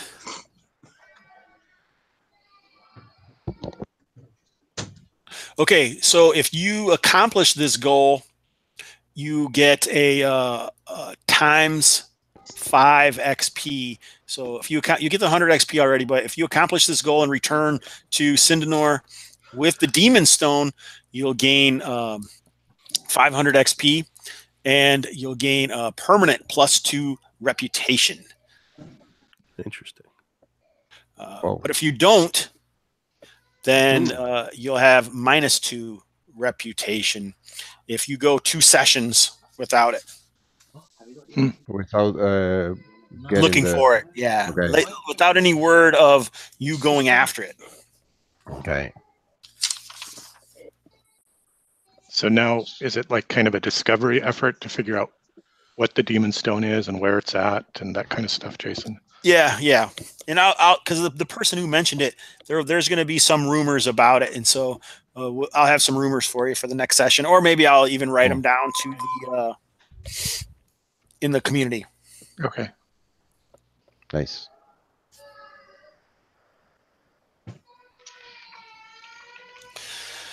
All right, and here we are. As we started rolling a carousing roll for Gravik, are we rolling another one? Yeah, we'll do another one. Why not? Let's see. How much? I can spend, let's say, 200. In the general carousing? My choices are there's general, lay low, priestly, wizardly, and then what is it? Criminal? Yep. Oh. So as far as wizardly, I'm guessing this is just going to be me hanging out with crazy Oryx, the Black Warlock, and him doing wacky hijinks or something. Yeah, or maybe seeing his apprentice, or maybe you could, learn something, but it's possible something terrible could happen. Like maybe one of the other oracles will challenge you to, or wizards will challenge you to a duel, or any number of different crazy things that could happen. As long as he's fine with me hitting him with a sword. It's just that sleep spell. Yeah. Yeah, we'll hang out with Oryx. We'll see what happens here. So it's a D30? Yeah, D30. 200 you said? Or 300, I can't remember. 200. All right, let's see what happens. 6. Oh, a 6.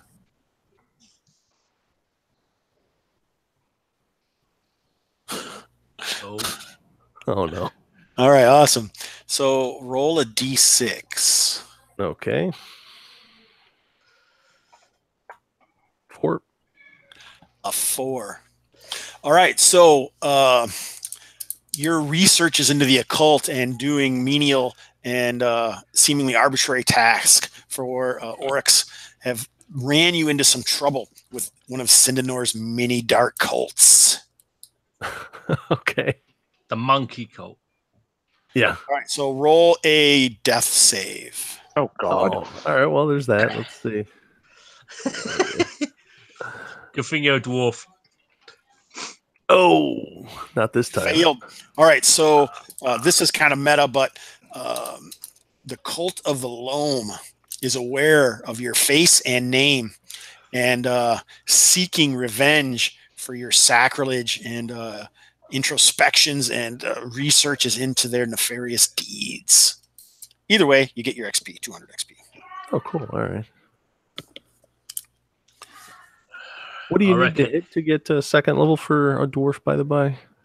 2,200. 2,200? Okay.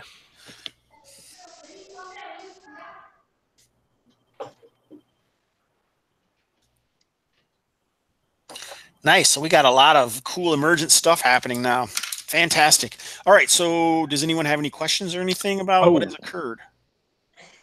I have good news. Kay is now level 2. Oh, fantastic. I also have good news. Yes. Pike Slevred has come looking for his elder brother. Pike, eh? A little tall for a dwarf, aren't you? All right. So we got Spike. Now we got Pike. Next will be Ike. But what happens when we just get to KE? I'm just Ke is the last one. We got Ekips. Oh, okay. We go around the other way. All right. I see how it works. I'm cool with that. All right. So another dwarf will be around for the next adventure that he gets into. All right. So I usually take some time that people can talk about anything if they want to say something about the game, any of the things that they do or whatever, for anybody who actually has watched this thing all the way along for like whatever it's been, quite some time. It feels like 4 hours maybe. Holy cow. We've gone long. All right. So why don't you go ahead and start, Paul? Is there anything you wanted to mention or say before we take off? Not really. It was fun. I mean, we were just kind of trudging through the jungle, and then we just got completely devastated about midpoint through, which was kind of fun. We were just at the cusp of the tomb, and what did we lose? We lost like 7 or 8 guys or something in one fall swoop of. Were those ankegs then that popped up, or it's just some insectoid like creature? Yeah. Oh, okay. Yeah. And Titanosaurus beetle. Yeah. Just because they were moving around, we lost I don't know how many guys. It was ridiculous. So, but it was fun. It was pretty crazy. Nice. Gabriel, anything you want to pimp? No, just apologize for the outburst. That's great, actually. This is the real world right here, boys. This is what it's really like playing online all over the world. There's always kids you're going to yell at. Keep it. Really enjoying these Kalmatta games. Glad to play with Paul and Carl. I haven't played with you guys before, I guess. Hope you have to have you again. And no, nothing else. Enjoying this a lot, and hope it keeps going on. Awesome, Darren. I'm just glad to get rid of that stupid curse. Enjoyed the game as always. Actually managed to hit for once. So, I mean, that was all new experiences for me, really. You guys really pushed the envelope, I thought. So, and we're successful. So that's good. I mean, as much as you could be. We only lost Spike. So. All sorts.